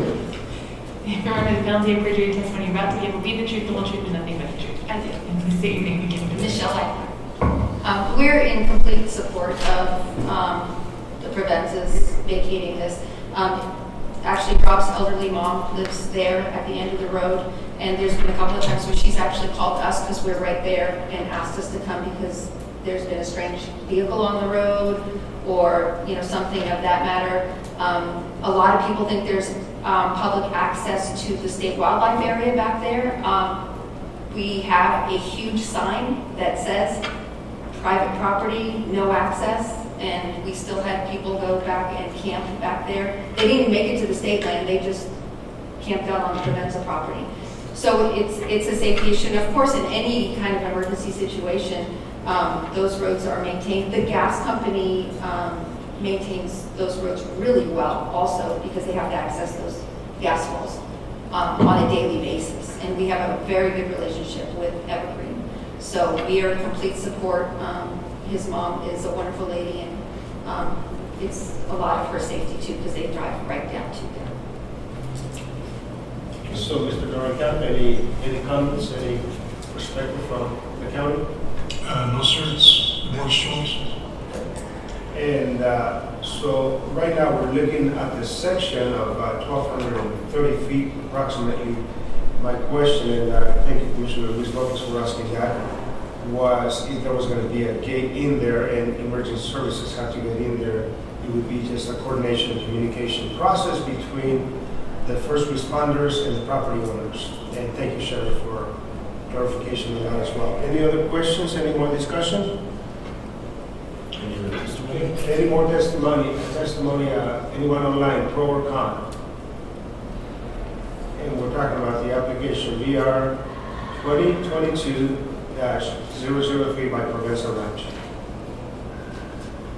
Okay, all testimony is closed at this time, and if there's no more discussion, I will then entertain a motion from the Board of County Commissioners. Move for approval of the closure of County Road 41.6, 16-foot wide, and 1,230 feet long. That would be VR 2022-003. Is that enough? Okay. And before I second that motion, I'd just like to make a comment. I'm not a big fan of vacating roads. In this particular situation, it seems appropriate. I just hate for the county to have a whole plethora of folks come for us to start vacating roads. These two are unique situations, and we have to vet them very properly, but I just don't want this to be a gateway or segue for a bunch of other folks coming forward. Due to the nature of these two roads, I have no issues seconding this motion this time. Thank you, sir. Commissioner Luis Lopez? Yes. Commissioner Hess? Yes. Commissioner Felix Lopez? Yes. We'll go to item. Resolution, sir. Oh, yes, please read the resolution. Resolution of the Board of County Commissioners of Los Angeles County, Colorado, vacating a portion of County Road 41.6, resolution number 22-019. Whereas Provenza Ranch is requesting to vacate a portion of County Road 41.6, 16 feet wide, 1,230 feet in length, which will dead end at the Provenza Ranch House. The road is located in part of Section 35, Township 35, Range 66. And whereas Los Angeles County Planning Commission heard application VR 2022-003 filed by Provenza Ranch at its meeting held on May 2nd, 2022. And whereas Los Angeles County Planning Commission recommended the Board of County Commissioners approve application VR 2022-003 and vacate a portion of County Road 41.6, 16 feet wide, 1,230 feet in length, which will dead end at the Provenza Ranch House. The road is located in part of Section 35, Township 35, Range 66. And whereas the Board of County Commissioners held a public hearing on June 7, 2022, at which time an opportunity was afforded to the public to make comment on application VR 2022-003. Now therefore be resolved by the Board of County Commissioners of Los Angeles County, Colorado, that 1, the Board of County Commissioners hereby approve application VR 2022-003 and vacate a portion of County Road 41.6, 16 feet wide by 1,230 feet in length, which will dead end at the Provenza Ranch House. This road is located in part of Section 35, Township 35, Range 66. And the resolution upon motion made and seconded and affirmative vote was approved on the 7th day of June 2022 by order of the Board of County Commissioners of Los Angeles County, Colorado, followed by your signature, please. Thank you, Mr. I'll entertain a motion to approve that resolution. Move for approval of resolution 22-019. Second motion. Commissioner Luis Lopez? Yes. Commissioner Hess? Yes. Commissioner Felix Lopez? Yes. 8.3, application CR 2022-004 by Newell Coleman requesting 3.3 miles of private road be added to the Los Angeles County Road inventory. Mr. Dorncamp or anyone, council? Mr. Lucero, since you're on for here. Mr. Lucero? We haven't had this much action for a while. Do you remember the refrigerated testimony you're about to give me the truth, the whole truth, and nothing but the truth? Yes. Please state your name. Robert Lucero. Sir? This next application is a request by Newell Coal Company to add, I think it was 3.3 miles private road onto the county road inventory system. The reasoning behind it is that they were limited as far as truck capacity coming over one of the bridges on Highway 12 when they're hauling coal. So what they were wanting to do is come from the mine property the back way and come out at the Bosque del Oso Road, which is 3.3 miles, and then access the highway right there at the west end. This is just, And I informed them that they had to they would have to bring it up to county standards, which they said they would. The biggest issue, I mean, it's fairly easy to put a road on the system, but then that means you gotta maintain it, and then you can't put a road on, as far as I know, I don't know, Phil, but you can put a road on temporarily, because if, say you put it on the system, and, I mean, you're gonna have traffic, they go all the way to the mine property, and, I'm not sure if, I mean, there's just stuff that can happen, because it is prime elk country, you know, so Planning Commission recommended, to not approve this application.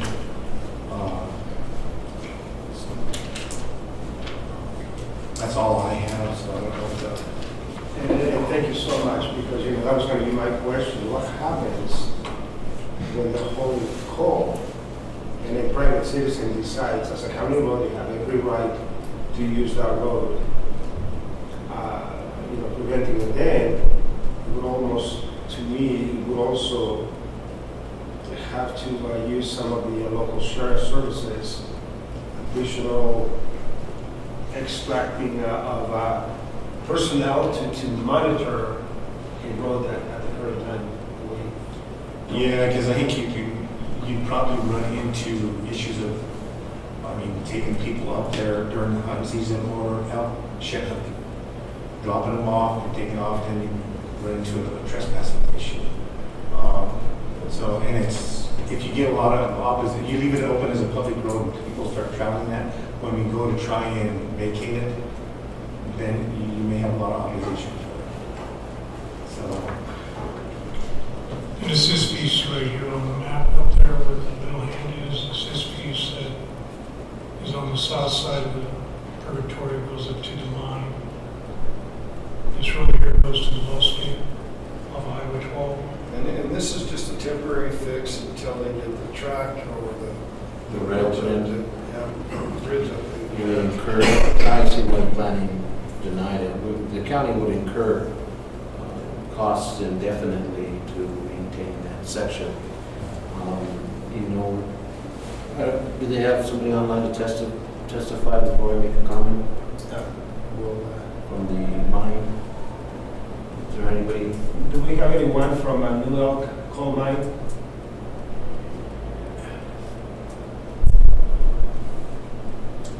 Hearing none, if I may, Chair. Please. My concern is exactly that, what I was referring to.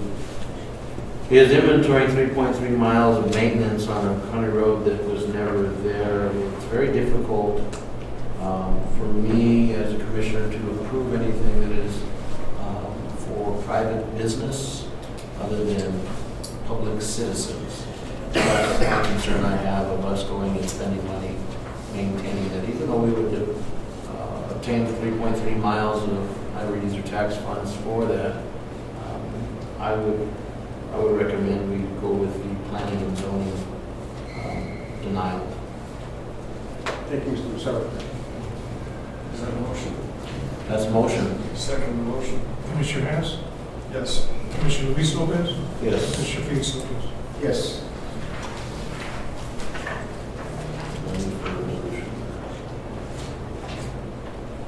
Eight four, amendment to 12.06.04 of the San Luis County Land Use Regulations fee structure for temporary use special events.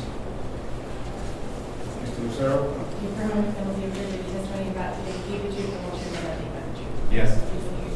Robert Lucero.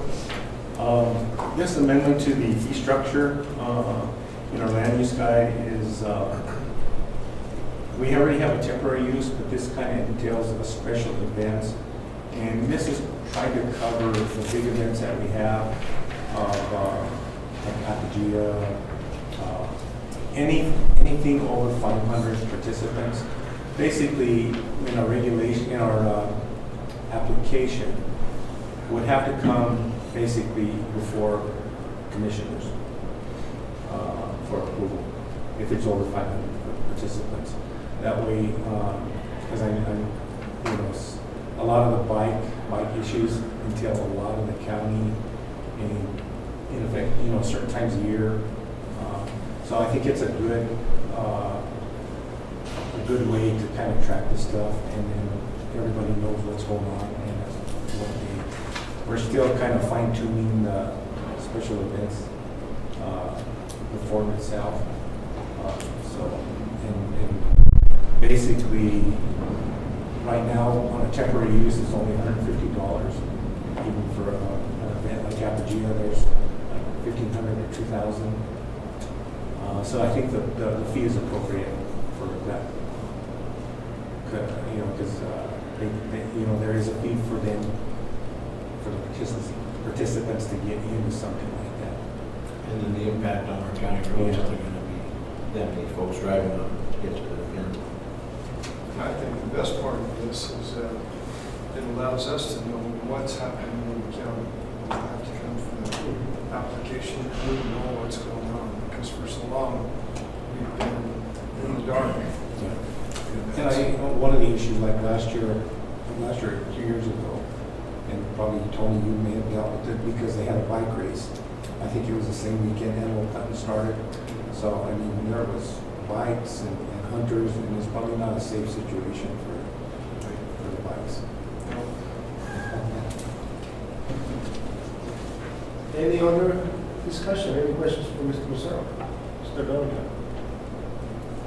No, I just reiterate what Bob said, and that is within the land use regulations of the suburban special events, there's land use regulations, there is a section in there that allows for the development of the form and the use of that form, and that's what Bob's working on that. And in addition to that, the adjustment of the fees, I think is wholly appropriate, especially as the board alluded to work on a county road and in administration's time, Bob's time to go through all these applications, et cetera, we can cover those costs.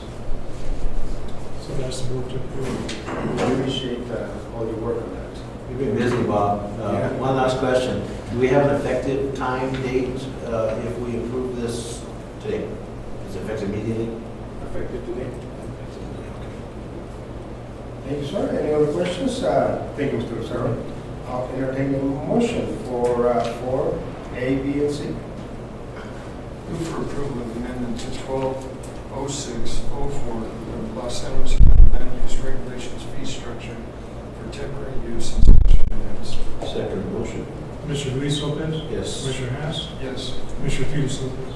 Yes, please read the resolution, Mr. Florida.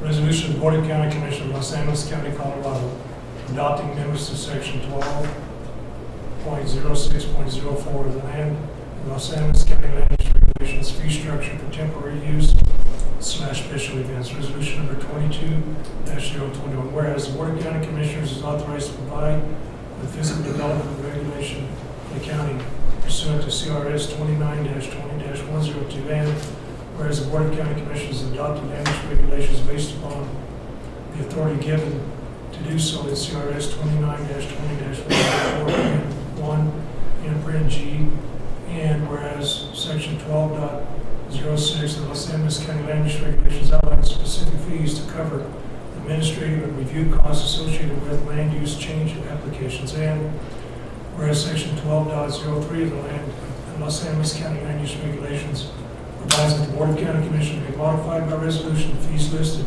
in section 12.06, and whereas Los Angeles County Land Use Office has recommended certain changes to the fee structure, fee schedule based on administrative review costs, and whereas the Los Angeles County Planning Commission has recommended approval of the proposed changes to the fee schedule.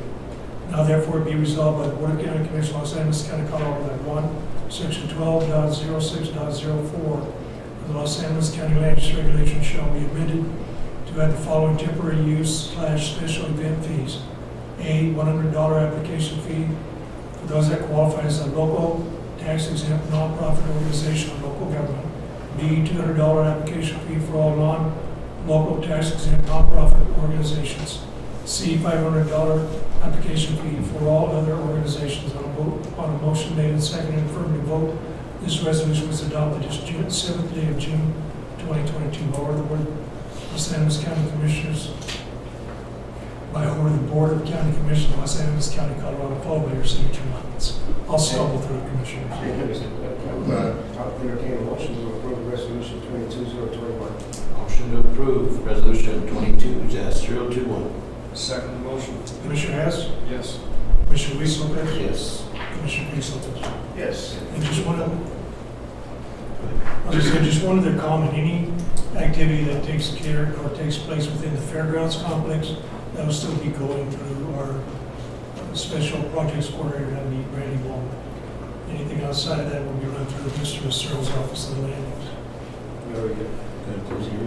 Yes, so I entertain a motion to close the public hearing. It is now 10:45 a.m. I move to close the public hearing. Second motion. And, Commissioner Luis Lopez? Yes. Commissioner Hess? Yes. Commissioner Pete Lopez? yes. 2-minute recess. Okay. We will take a 2-minute recess. Please.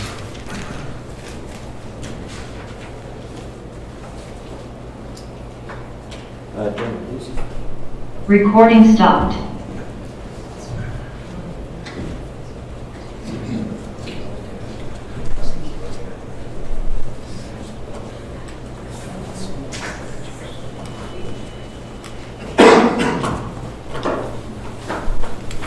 Good morning, Mayor. Hello. We get some more coffee. Yeah, that was.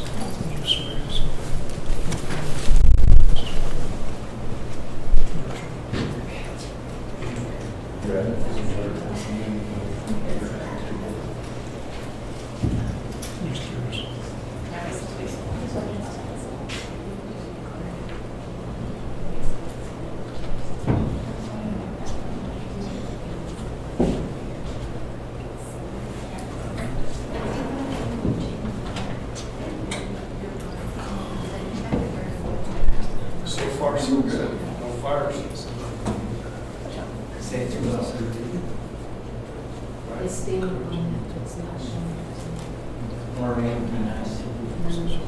Maybe the days. We don't need more than Mars. Either get too much, not enough.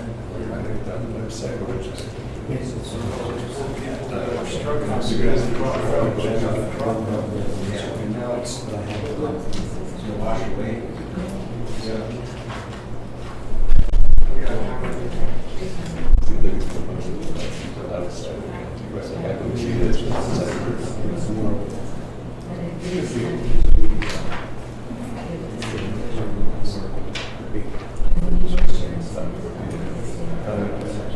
Since it's an extended trail day, it's like,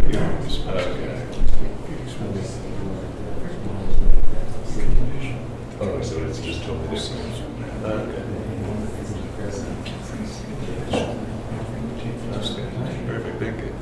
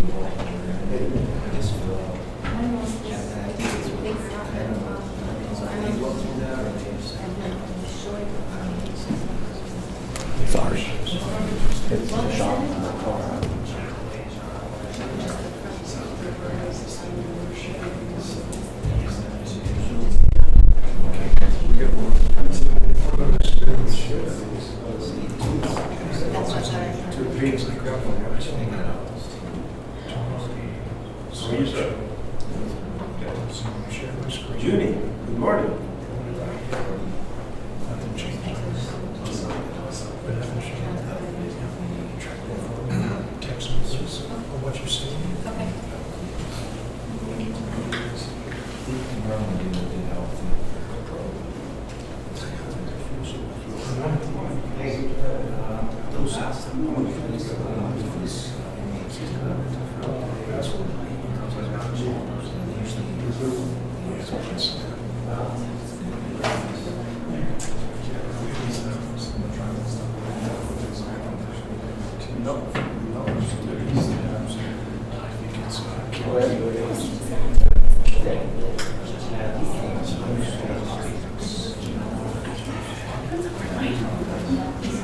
Sorry, everyone.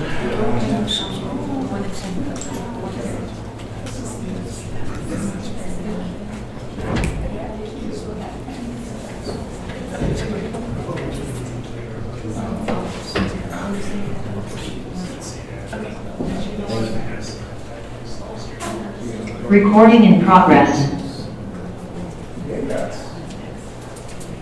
I'll entertain a motion to resume Board of County Commissioners meeting. So moved. Second motion. Commissioner Hess, Yes. Commissioner Luis Lopez. Yes. Commissioner Peterson. Yes, thank you so much. Andrew, thank you so much for patience and just a litany of responsibilities here. So we want to welcome you. We're going to resume now presentations, enterprise vehicles / purchase from Mr. Andrew Schmidt. Welcome to San Luis County. Thank you, appreciate it. Thanks, Commissioners, pleasure to be here today. And thanks to staff and everybody else in attendance. Do appreciate your hospitality and having me down today. So, really what I'd like to talk about today is just recap what we talked about. I know we had an initial meeting a couple of months back. Absolutely talk about how we feel enterprise can help the county. And then also just wrap it up with any discussions, next steps, or questions you may have. Certainly understand that you'll probably have some questions we'll want to address in a potential work study session in the future or another board meeting. Certainly today, my goal is to get you a good amount of information for you to be able to make a preliminary decision sometime in the near future. Any questions or anything before I get started? Are you going to be presenting for the entire county or by department, road and bridge, perhaps sheriff's office? Okay, that's a great question. So I did put together information on the white fleet, and then I also have presented some information previously to Sheriff Navarrete with regards to the SO office. Okay. So really our program can be used countywide. I do want to thank the staff members that put together some of the data for me and Mr. Dornkamp to give me that information. So that certainly is the goal today, is to present a solution for the whole county. I usually am not up at a lectern speaking, so I apologize if I'm a little nervous today. So for those of you that don't know, Enterprise Fleet Management is a division of Enterprise Rent-A-Car. We do work with a number of government agencies, such as Huerfano County, Montezuma County, Douglas County, Park Lake County here in the state of Colorado. And really what our goal is to take your operating and capital budgets, put them into one group of money and say, is there a more creative way that we can utilize these financial resources in an effort to help you update the fleet more regularly, reduce some of the maintenance and repair costs associated with older vehicles, and then also obviously get into safer vehicles for your staff, as well as capturing some of the fuel economy advancements that we've had obviously in the last several years. So obviously reducing some of that fuel cost. As a matter of fact, I just talked to Ryan over at San Isabel, and he's one of our clients as well, and said that mention him as a reference. So high-level overview, that's what we're looking to do today. Obviously, I know that the white fleet, and when I say white fleet, it's really support fleet, pickup trucks, vehicles for human services, health services, etc. Are obviously old and aged, and I think everybody in the county knows that. The sheriff and I have talked a lot about just the SO office's needs and how vehicle availability is obviously a huge issue right now. Please know that we're looking for a solution that is going to be a long-term solution, but on top of that, we're also here to provide you with some short-term solutions to what is a pretty challenging environment right now from a vehicle procurement standpoint. So, Mr. Dornkamp, if you would flip the slide, I will blast through the first few, and then we'll get into some of the financial analysis here shortly. So, really from an overall, if you can go back up, just Am I going the wrong direction? yeah, going the wrong direction. Need to go back up here a few slides.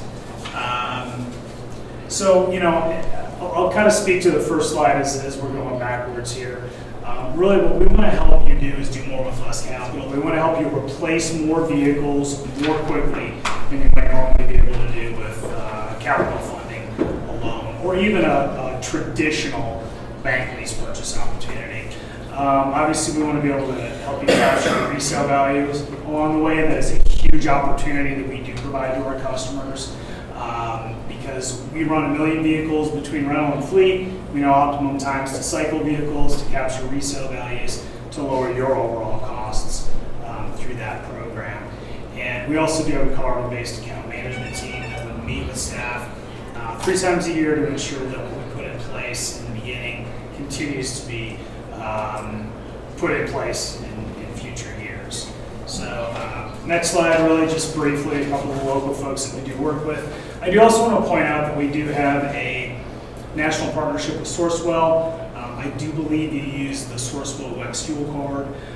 Sourcewell is a very well-known national purchasing cooperative. They went out and solicited an RFP from many, many different companies, somewhat similar to Enterprise, and we were awarded that contract. So if your due diligence does allow, it is a very easy way to get involved with Enterprise while also doing the due diligence process that we know government needs to do. Next slide is really just an overall overview of our services. I do want to point out that I know that the county does outsource some of the maintenance on some of the vehicles. We can absolutely provide an outsourced maintenance solution, or the county can choose to do the maintenance in-house. Either one is just fine with us, but we are here to provide some options for you. And then, of course, we also really want to help you look at the acquisition and funding side, and then the disposal side. I also do want to point out that for road and bridge, or emergency services, or the sheriff's office, we can do full upfits. We work with a number of upfitters throughout the state, both police vehicles, pickup trucks, toolboxes, etc. You can really do any outfits that you want on those vehicles through Enterprise. We can assist you with getting that done under state bid pricing with different vendors. Any questions before I move on? And this, all the proposal that you have for us today is all gas-powered vehicles, correct? So today it's for gas-powered vehicles, and that's a wonderful question. Is the county looking to move towards more fuel efficient or EV? More simply because of how the EV revolution is kind of being pushed, and I had a conversation with Montezuma County, and then of course right now I don't know that any county can afford to go 100% electric vehicles simply because we don't have the infrastructure. So just clarification. Yes. Proposal today is for gas vehicles. However, I have a lot of customers that are pushing us as hard as they can to push into EVs, electric vehicles, as soon as they can. Unfortunately, the fairly well-publicized supply chain issues with vehicles themselves not only transcends gas vehicles, it transcends EVs as well. So we are working with our partners to ensure that when and where an EV is appropriate, and if you have the charging apparatus needed to utilize that type of vehicles, we're more than happy to do that. And we do rep all makes and models, all vehicles. We can do any vehicle below 26,000 pounds, which for reference is about the size of a 26-foot box truck or a small medium-duty dump truck. So we can absolutely do that. I cannot do electric school buses. That's a really interesting concept, but we're not in that business. So any other questions? Next slide, please, Mr. Dornkamp. So I know this type is fairly small. I'll leave this behind with you. We really wanted to profile within your light fleet your lighter vehicles without a ton of aftermarket. You do have some F-350, 450 vehicles with quite a bit of upfit, large flatbeds, I'm presuming. We can do those vehicles, but where this program makes a lot of sense is on the roughly 35 vehicles that we would say are light to medium duty in nature. I did a separate profile for the Sheriff's Office a couple of months back just because he had some interest in this particular topic. But I think it's interesting to point out that 2/3 of your fleet is over 10 years old, 30% of your fleet is more than 20 years old, and certainly we see some opportunities to get you into newer vehicles, safer vehicles, more fuel-efficient vehicles, which is a recognizable cost savings. And you know, regardless of what your history has been with maintenance and repair on those vehicles, we know statistically you're going to spend a lot more money repairing something older than something newer, because under our program, you're going to have full factory warranty on these vehicles for the full 3 years, 36,000 miles. And with many of the manufacturers, they do offer an extended powertrain warranty up to 5 years, 60,000 miles, which would be well within what the county's currently doing and would really reduce that maintenance and repair costs. And so at the end of our proposal today, we're going to show you about a $250,000, $260,000 savings over a 10-year period of time when this program is fully implemented. And I will get to the financials behind that shortly. Questions at all? All right. So how do we handle the financing? I know that the county has done some financing before. We handle our financing through an open-ended municipal lease. So when you do hear the word lease, you really have to kind of throw out the window your preconceived thoughts of the dealership lease with the mileage restrictions and so on. We have a lease where it's more of a financing mechanism. So to point your direction or your attention to the screen, instead of paying cash for a $30,000 vehicle, we're financing that vehicle to zero, which is how most municipal leases are set up. We advocate financing it to a conservative book value.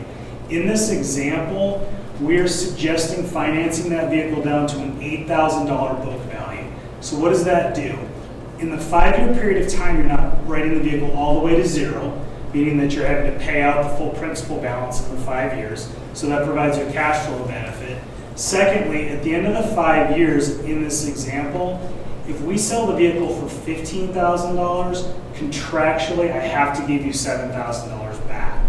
That is exactly how our program works. Now, if we sell it for $6,000, you are responsible for that difference. However, we're very conservative with how we set those book values in an effort to ensure that you've got built-in equity at the back end of the loan period. So because we set them up this way, there's no mileage restrictions, there's no wear and tear restrictions. All the pricing is set under the Sourcewell agreement, which was negotiated nationally. And we also provide complete flexibility to get out of the program if you need to. If the business needs of the county changes, you need to get out of a vehicle, we can absolutely do that for you without any penalties. So I'll get into some numbers here in a moment, but any questions on the structure? Thank you, Chair. So, you know, I'm sure the liability would fall with the county in case of any type of accident with the vehicle. Do you offer a cheaper source of insurance, or the county have to go through our insurance group to make sure that vehicle is insured for repairs if, in fact, Wilton Ridge or whatever sheriff department has an accident? So we do offer a physical damage coverage program on non-sheriff office vehicles. It is optional. We do not offer a liability program, as most counties we have found would be under either the state county pool. But collision? Collision, we can offer a collision coverage on non-sheriff office vehicles. Do you use the CTSI pool at this point, or do you do private insurance? CTSI. Yep. So we'll generally work with our clients to figure out what the best solution there is in terms of how we can potentially help. And do you end up getting full coverage for physical damage under those programs? Do you know? Ms. Travis is on the line, so she probably can respond to that point. I would imagine we do, but whatever rate. Did you hear the question? I didn't, it's in and out, so can you just repeat it, Oh, I please? was just curious if the county carries full coverage, physical damage on the vehicles. Yes, we do. Okay. So we can always look at if the CTSI pool is a better option for you or our option is better for you. So we really want to do what's best for the county there. What kind of a program, when Montezuma County entered into that agreement, did they consider CTSI's insurance coverages, or did they go with enterprises? I would have to go back and look, but I am nearly certain that they use their own insurance. I don't believe that they used ours. And the more I think about it, most of the vehicles they initially did were sheriff office police vehicles. And again, due to the high difference in cost of what physical damage costs on a sheriff's Is enterprise prejudice towards sheriff's departments? I think we'd have a hard time finding a proper rate to charge because it can be pretty variable in terms of damages to those types of vehicles. When we're looking at an inventory, is it all or nothing, or can we do partially? Can we gradually enter into? Right, so today I'm going to show you a way to do about 13 vehicles in year one and work into that over a period of years. So it is not a hey, do everything today, it's not an all or nothing. Really, once we've presented an initial analysis, then we work with staff to figure out which are the actual vehicles that makes the most sense to do this with in the first year. For better or for worse, this year we're really needing to find out what vehicles are available because that is a challenge right now to put into the program in year one. So to answer your question, the county calls the shots on which vehicles they want to do. Any other questions on that? All right, so next slide. So this may be very difficult to see. So y'all don't have this in front of you, is that correct? All right, it might be better if I hand out just a couple of these so that folks can take a look at this. And that is my apologies. It's about 5 or 6 pages back in. Do you want one, Christy? Yes, she does. Being the finance director. If anyone has to have one, it's her. So we're on this slide here. Essentially what we did within the enterprise model is we profiled your vehicles. Again, we looked at primarily your lighter duty vehicles, and it's probably even small now. I mean, I'm getting old too, so I'm going to pull the glasses out. The first thing I'll point your attention to is that you've got about 36 vehicles on the left side of the page here. We profiled those into different types of classes, whether it was quad cab, half ton, etc. Average years, which you can see there's some pretty aged fleet there. Average annual mileage. So that is based on the profile that I did get from staff, which again, I appreciate them sending that to me. If you look in the top right corner where it says replacement criteria, what we looked at is in fiscal year 2022, our suggestion is to replace any vehicle that's 20 years or older or over 200,000 miles. So these are literally, 2-decade-old vehicles that are running in your fleet right now. And if you look at the replacement schedule of 2022, you can see that it's 13 vehicles. Everybody with me? Any questions? 2023, we're 10 years or older, and then we kind of click down to 6, 4, etc. So what we've come up with is an initial plan of replacing 13 vehicles year 1, 11 vehicles, 6, 2, 4, and so on. We did not categorize any underutilized vehicles. Unlike your county staff, we don't have the intimate knowledge of your fleet to understand, is this vehicle a spare? Is it really needed? I'm going to imagine you may have some vehicles in this fleet that might be spares just based on age. So if we can eliminate those from this program and not replace them, that would save the county money as well, because you might replace 2 or 3 vehicles, but be able to get rid of 4 or 5 vehicles, if that makes sense. I do like the graph at the bottom. I did not put this together, but it does show you graphically really how old that fleet is. Again, SO fleet is on a separate analysis, but it shows you kind of the age of that fleet. Any questions on the methodology of the replacement? Okay. So then what we do is we take what I like to call a spreadsheet on steroids. We put in maintenance costs, we put in mileage, resale values, all the vehicles together. And I'd like to summarize that on the next page. So, Mr. Dornkamp, if you would turn the slide there, and again, you can probably see this a little better on the printed copies. So your current trend right now on the left side of the page is 1 to 2 vehicles per year, leading to a 24-year replacement trend on these 36 vehicles. Right now, what we would say is, historically, in the last couple of years, you've replaced 1 to 2 vehicles per year. So we know for the county to even keep up with a purchase budget of 1 to 2 vehicles, they're going to need to dedicate about $45,000 of purchase funding. I do recognize you may be lease purchasing some of those vehicles. However, at some point, you would obviously need to come up with that money. So our assumption is that you did pay cash for those vehicles. So just to stay up with the 24-month term, $45,000 is what's needed. Maintenance, we based on $85 a month, or about 10 cents per mile, which is actually below industry average. I'm trying to be conservative here. We're estimating this group of vehicles cost you about $36,000 to maintain. My understanding being some of that is done in-house, some of it's outsourced. Is that more or less accurate? Yes. Okay. So, my numbers would tell me your maintenance and repair cost is higher than 10 cents a mile, but we're trying to be conservative. Fuel is based off of $3.75 a gallon. We know it's way high right now. It's been a little lower. We're trying to use some average numbers here. And about 10 miles per gallon and about 10,000 miles per year.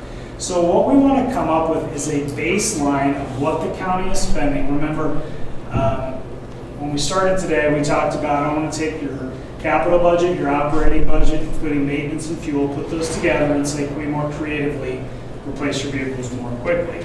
So total fleet budget of about $218,000. If you go over to the right side, we're proposing 13 vehicles in year 1. So your annual payment to enterprise for those vehicles would be $88,000 in year 1. But your maintenance cost is going to come down because I'm taking the 13 oldest, worst maintenance vehicles and replacing them with brand new vehicles. Your fuel budget's going to come down because we're proposing an increase of about 20 to 30% in fuel economy. We're taking you from a 2000 vehicle, likely with a very not fuel efficient V8, to potentially looking at a brand new vehicle, EcoBoost V6, much better fuel economy. Even my Ford F-150 with a V8 in it still is getting 17, 18 miles to the gallon, which is much better than they were getting several years ago. So the other thing we want to take into account is resale equity. So we ran auction values on all of your vehicles, and those 13 vehicles that we were proposing to replace are worth about $13,000 right now, for a total year 1 fleet budget of about $229,000. On 13 vehicles? Correct. And that includes maintenance, that includes fuel. Now, I will absolutely capitulate that this will cost you a little bit more in year 1. When we go into year 2, we would add in more vehicles, so we would have 24 vehicles. The cost would be about $271,000. However, when we get to year 3 and we get to 30 vehicles, if we're running 3-year terms on these, I then get to sell the first 13 vehicles that we provided to you and use that equity to offset the cost of the program. So in general, we know from doing this for 50-something years, pickup trucks are worth a lot of money in resale, not just today, but historically. They have been very, very good resale items. Most of my commercial business is oil and gas, as well as construction. So we're really good at selling pickup trucks. So we are looking to take a vehicle that government may have paid $30,000 for, and 3 years, 30, 40,000 miles, selling it through our systems, potentially getting 50, 60% of your original value when you've paid the vehicle below that. So there's some equity baked into this. I do have this all laid out in another spreadsheet, so Christy, you can look through and quiz me on that later. But the goal is to cycle this particular fleet. Again, what I will also point out, which I got to do earlier, is we're looking at proof of concept right now. So Commissioner Lopez, you talked about, do we have to do this on all the vehicles? We're looking at proof of concept, what we know are the oldest vehicles, cycling them out, oldest to newest, and what makes sense from that methodology, but your individual county needs may be different. And going back to one of the slides, you have the resale value has to be greater than the $7,000 for the county to. Correct. Now, we can absolutely get you book values, and I can absolutely provide you with current auction values. Within government, oftentimes we do 3, 4, 5-year terms. My brain thinks better in 5-year terms. So we might have a 20% book value on that vehicle. So what does that mean? We're going to take a $30,000 vehicle and have you pay it down to $6,000. But I know from our experience all day long selling used vehicles that we're going to be able to sell that 4 or 5-year-old truck for much more than. Well, you're in luck. I used to sell cars too. So the book you're talking about is Black Book Auction, correct? We use CVI, Commercial Vehicle Index. It's Black Book Auction, and all the fleet companies load their numbers into the CVI. So in the 5 years, who does an ACV on the vehicle? So we have a full remarketing team, and what we will do is Chad Mock leads that team here locally. He will first, before we replace the vehicle, give you what we think it's going to sell for. That was my next question, because if it's not worth it, can the county keep it Absolutely. instead of having to pay that gap? Correct. ACV is actual cash value of the vehicle. Correct. So we're going to make sure we have that before we make a decision to have to spend taxpayer dollars for you to sell it for us, and we would have a vehicle there in our fleet. Correct. Definitely. Now, another question on the purchase price of these. I know Mr. Bergkamp usually buys our vehicles at auction used, so I don't know if that $45,000 is accurate. That'd be accurate to a new price vehicle, correct? But not to the used. I know Sheriff Navarrete also reached out. So that number might be a little different from our current trend versus the enterprise plan. Gotcha. So I don't know if this is accurate. Did you guys go over the numbers with him on our average on that, Phil? No, we didn't, but I think he's basing those purchase price for the New vehicles off of state bid, am I correct? Yeah, I mean, that's how we price our vehicles. With the two replacing 2 a year. The 45 is that what you're saying on the current trend that? 1 to 2 per year. It's 1.5 is the Okay. actual number we use. It was 1.5 vehicles that we used, correct? Now, if I may speak to the used vehicle market right now, anybody that's trying to buy it, right, it is unbelievably inflated right now. So the benefit of being a government purchasing entity is that you get to take advantage of state bid pricing, and the manufacturers view Los Angeles County as the end user, meaning that we can utilize whatever manufacturer is available, and the incentives belong to you to take that money off invoices, the terms. So, we're still looking at what 2023 is going to bring with the manufacturers, but going back a year or two, a $40,000 vehicle with the general public generally had $8,000 to $10,000 government incentives. So we're able to get that for our clients and start the financing it, call it $30,000.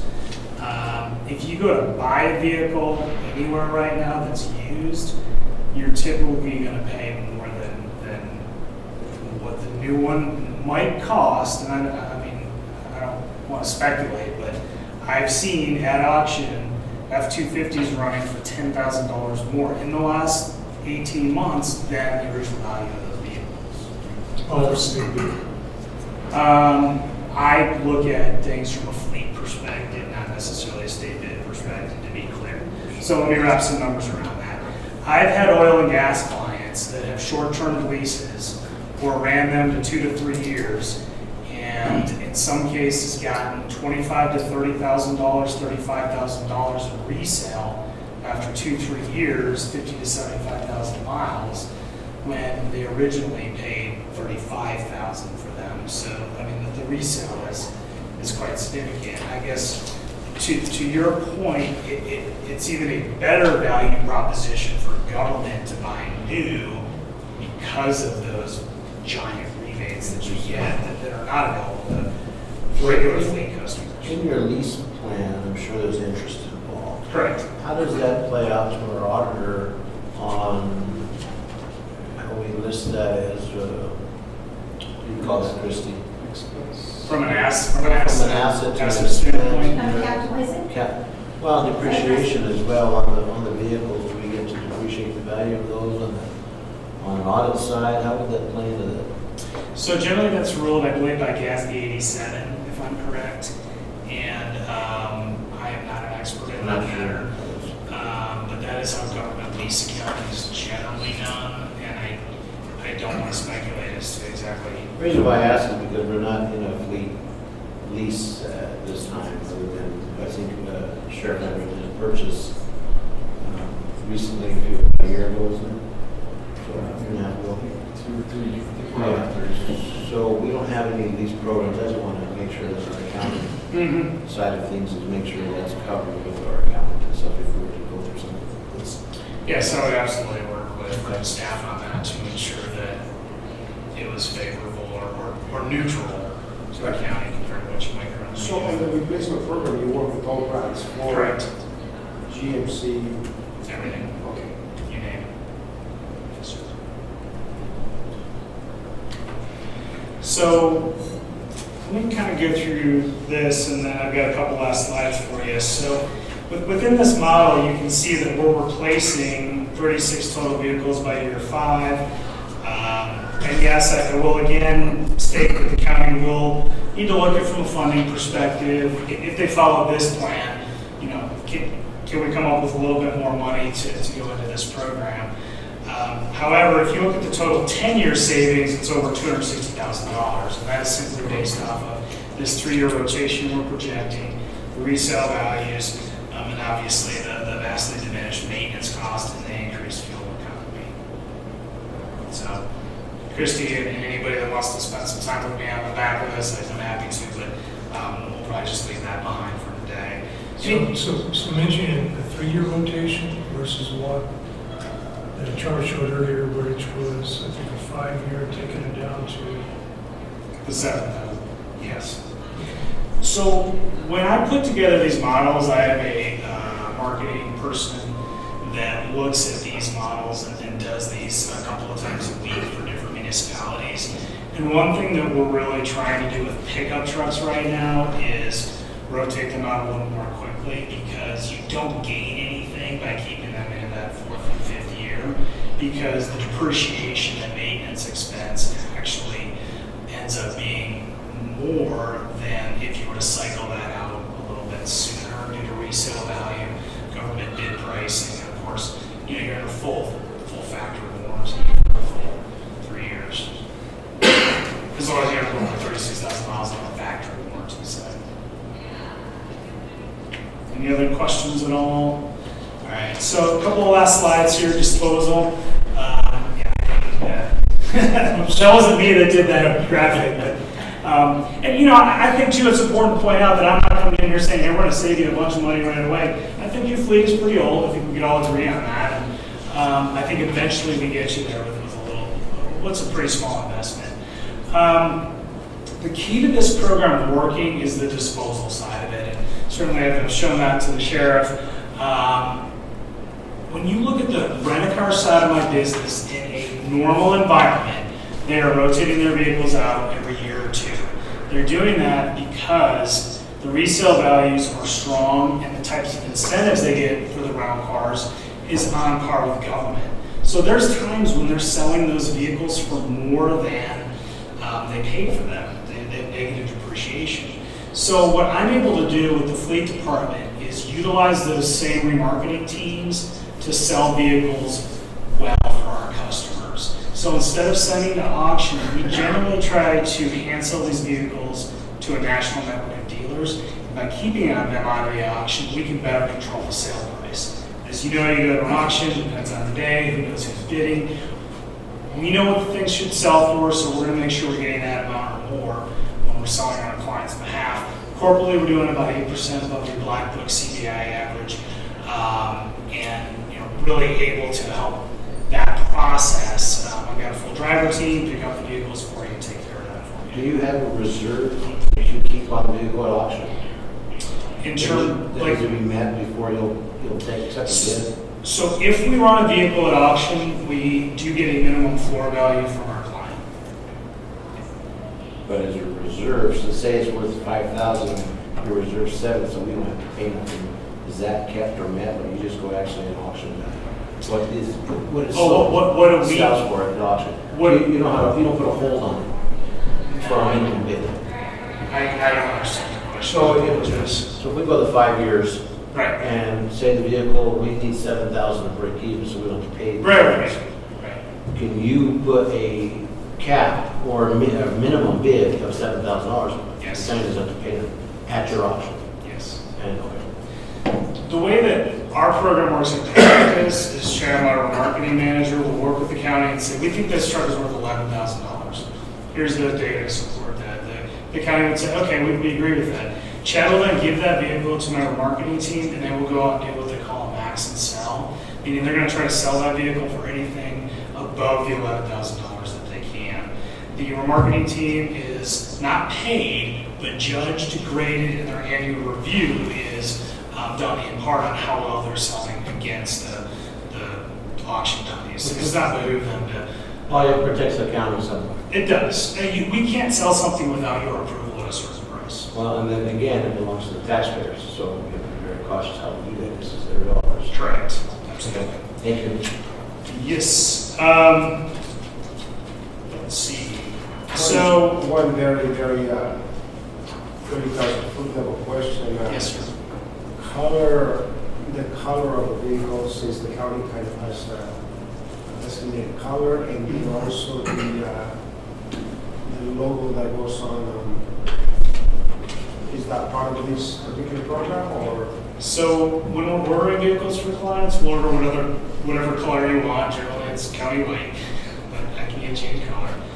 And we can do logoing if you want as part of our upfitting process, or you can continue to do that, whatever route you're doing it right now. Does that answer the question? Yes. Okay. I just want to spend a quick moment on safety. I think an ancillary benefit of this is going to be much safer vehicles for your county employees. The truck I have now is a 2020, and it tells me if I'm going to run into something. It tells me if I'm going out of the lane. It's kept me out of some accidents. So it really does improve the safety of these vehicles. So that is all I had, and then more than happy to get into granular details in a future work study session or with staff on where the numbers came from. But really, next steps from here would be for the county to review the plan that we've presented. I can give you the vehicles that are part of the plan. We can then look at year one menu pricing. If there's any due diligence that needs to be done, obviously the county will need to do that. But certainly I know I've went over a lot of information with you today, and I really appreciate your time. Certainly my next step would be to ask for some future time at another board meeting or work study session. So with that, any questions at this point? My opinion only, I think you're at the right time for this presentation today. September, October, our budget hearings start.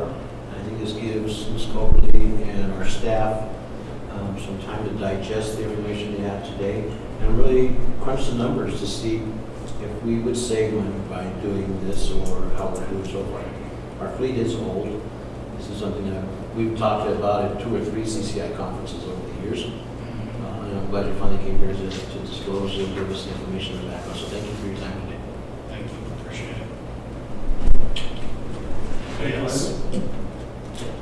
All right. Thank you very much for your time. Okay. Thanks for making the trip. Be back in contact. The last couple of pages, just very granular detail about where the numbers came from and kind of how that base works. And then the sheet I put together for the sheriff, because I don't do it as pretty as my government marketing person. The numbers are all there. So thank you very much for your time. Thank you. I do appreciate it. I'm going to leave behind the rest of these documents, and then this is the replacement vehicles. Thank you very much for your time today. Thank you. Thank you. Okay, we're gonna go to section number 9, new business. 9A, consideration of ARCA search proposal for digital preservations of agreements, memorandum of understanding, MOU, including government agreements, IGAs, in addition of images to the Summers County workflow, historic document archive. So, Gordon Campbell. Commission, before you is a proposal from Market Search to digitize agreements, MOUs, and IGAs. Market Search recently finished digitizing the commissioner's historic minutes, and I believe we had $100,000 budget for the entire process, and I think it took a little over 35, correct me if I'm wrong, Paula or Christie. And so our next project is to digitize agreements, MOUs, and IGAs. We have plenty of remaining budget for that, correct? Plenty of remaining budget. I think their estimated price is $34,000.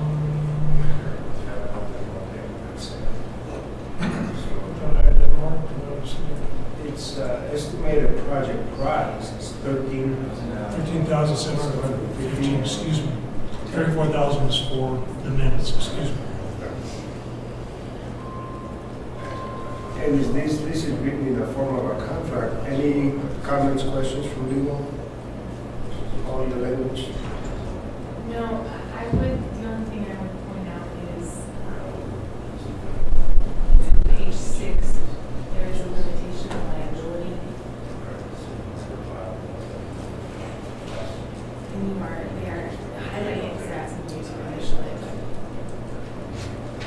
It's not that uncommon, just want to highlight it for your review. Other than that, you're not.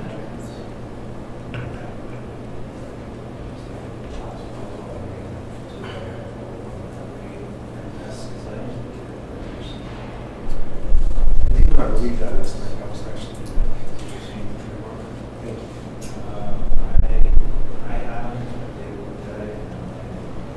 Any other questions?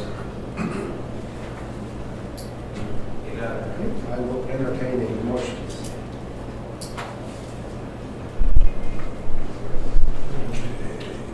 Motion to approve the ARCA search proposal, digital preservation of agreements, memorandum of understanding, intergovernmental agreements, IGAs, in addition, Los Angeles County Administration Historical Document Archives.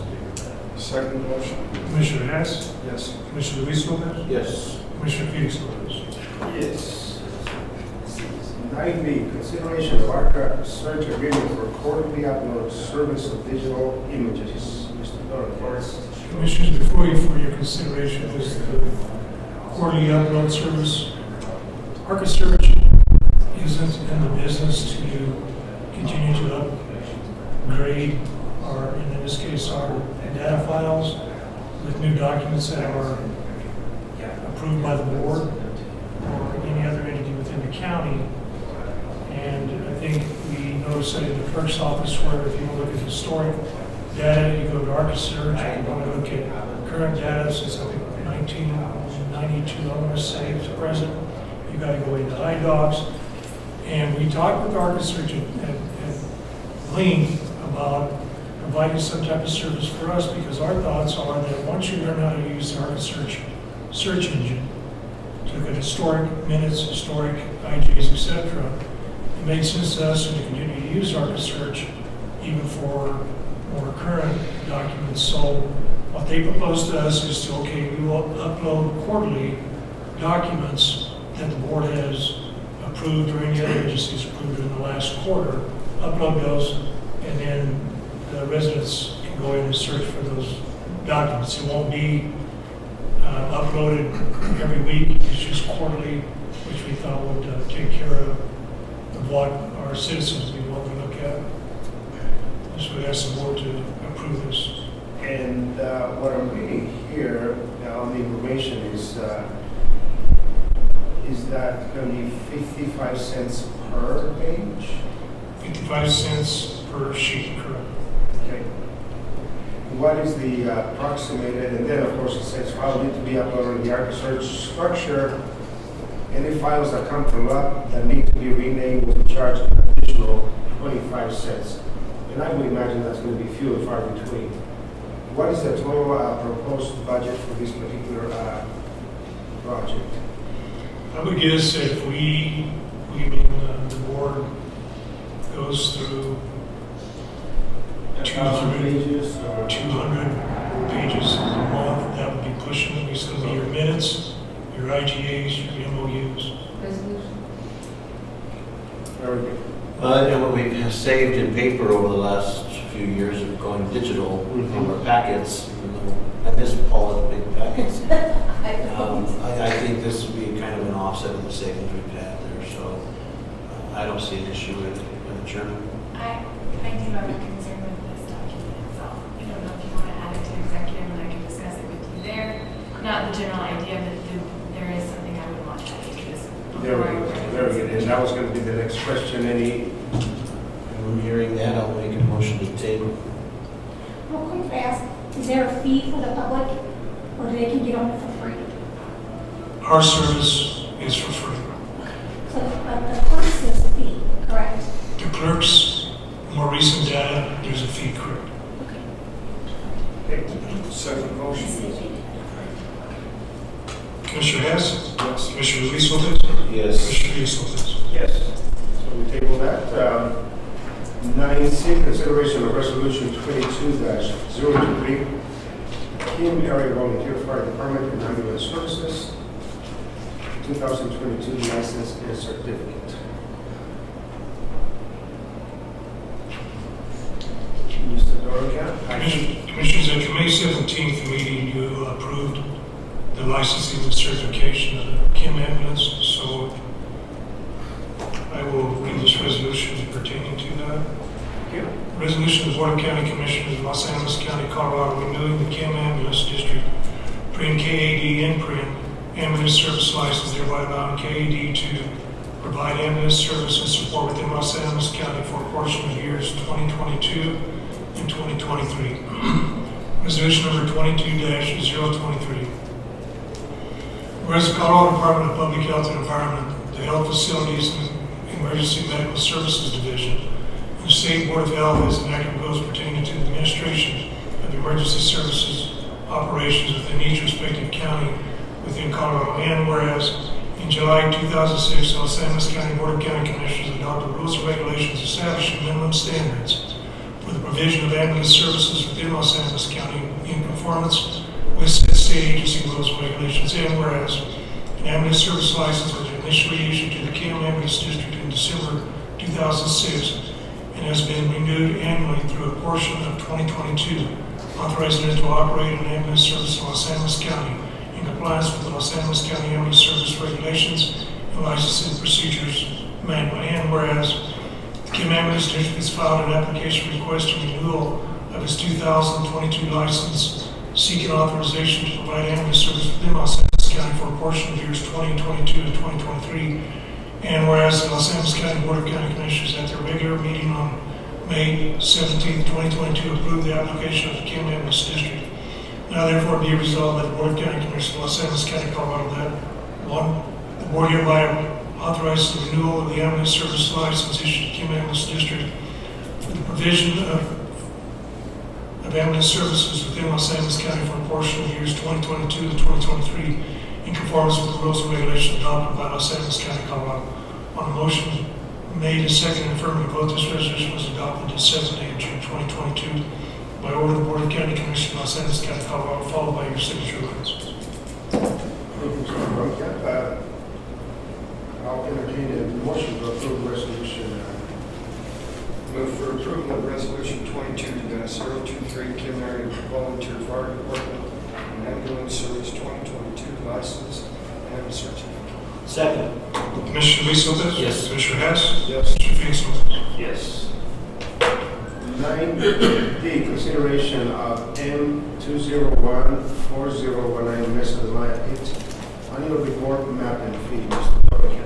Commissioner, before you for your consideration is our typical submittal to the state's Division of reclamation, mining, and safety annual fee map and report for our Mesa Design Pit.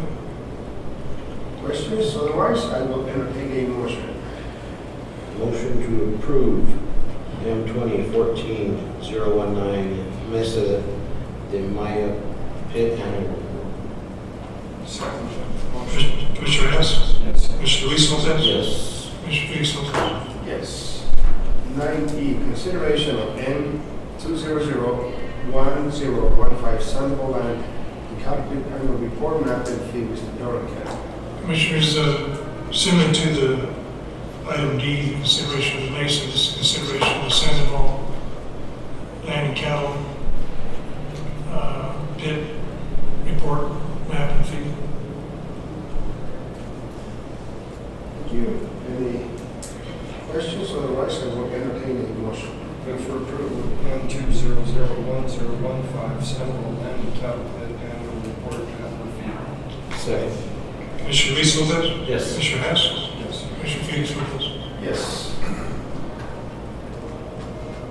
9F, consideration of LACBCC number 6997 to Winter Ranch Transfer LLC for $1,453.28. Commissioners, any questions? I think pretty much the documentation.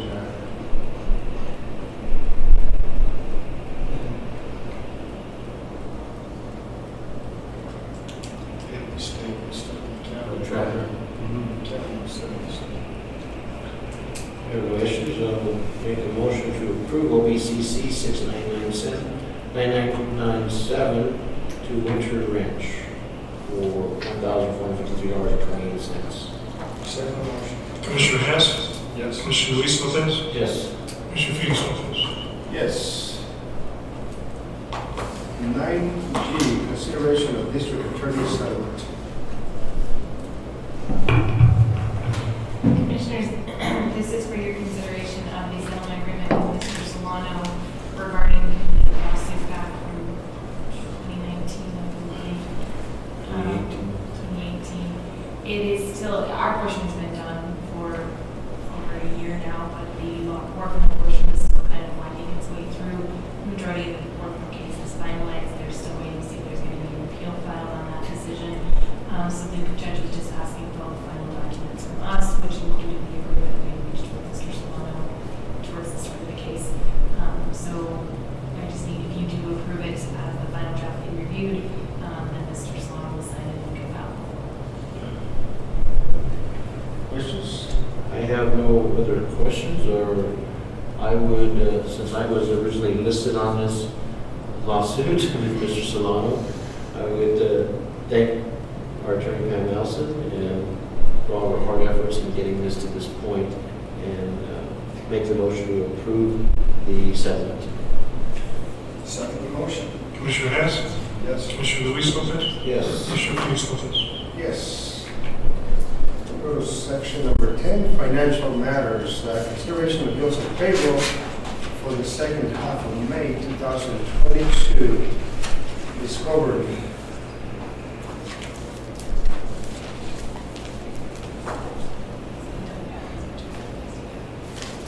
Sorry, just asking about budget.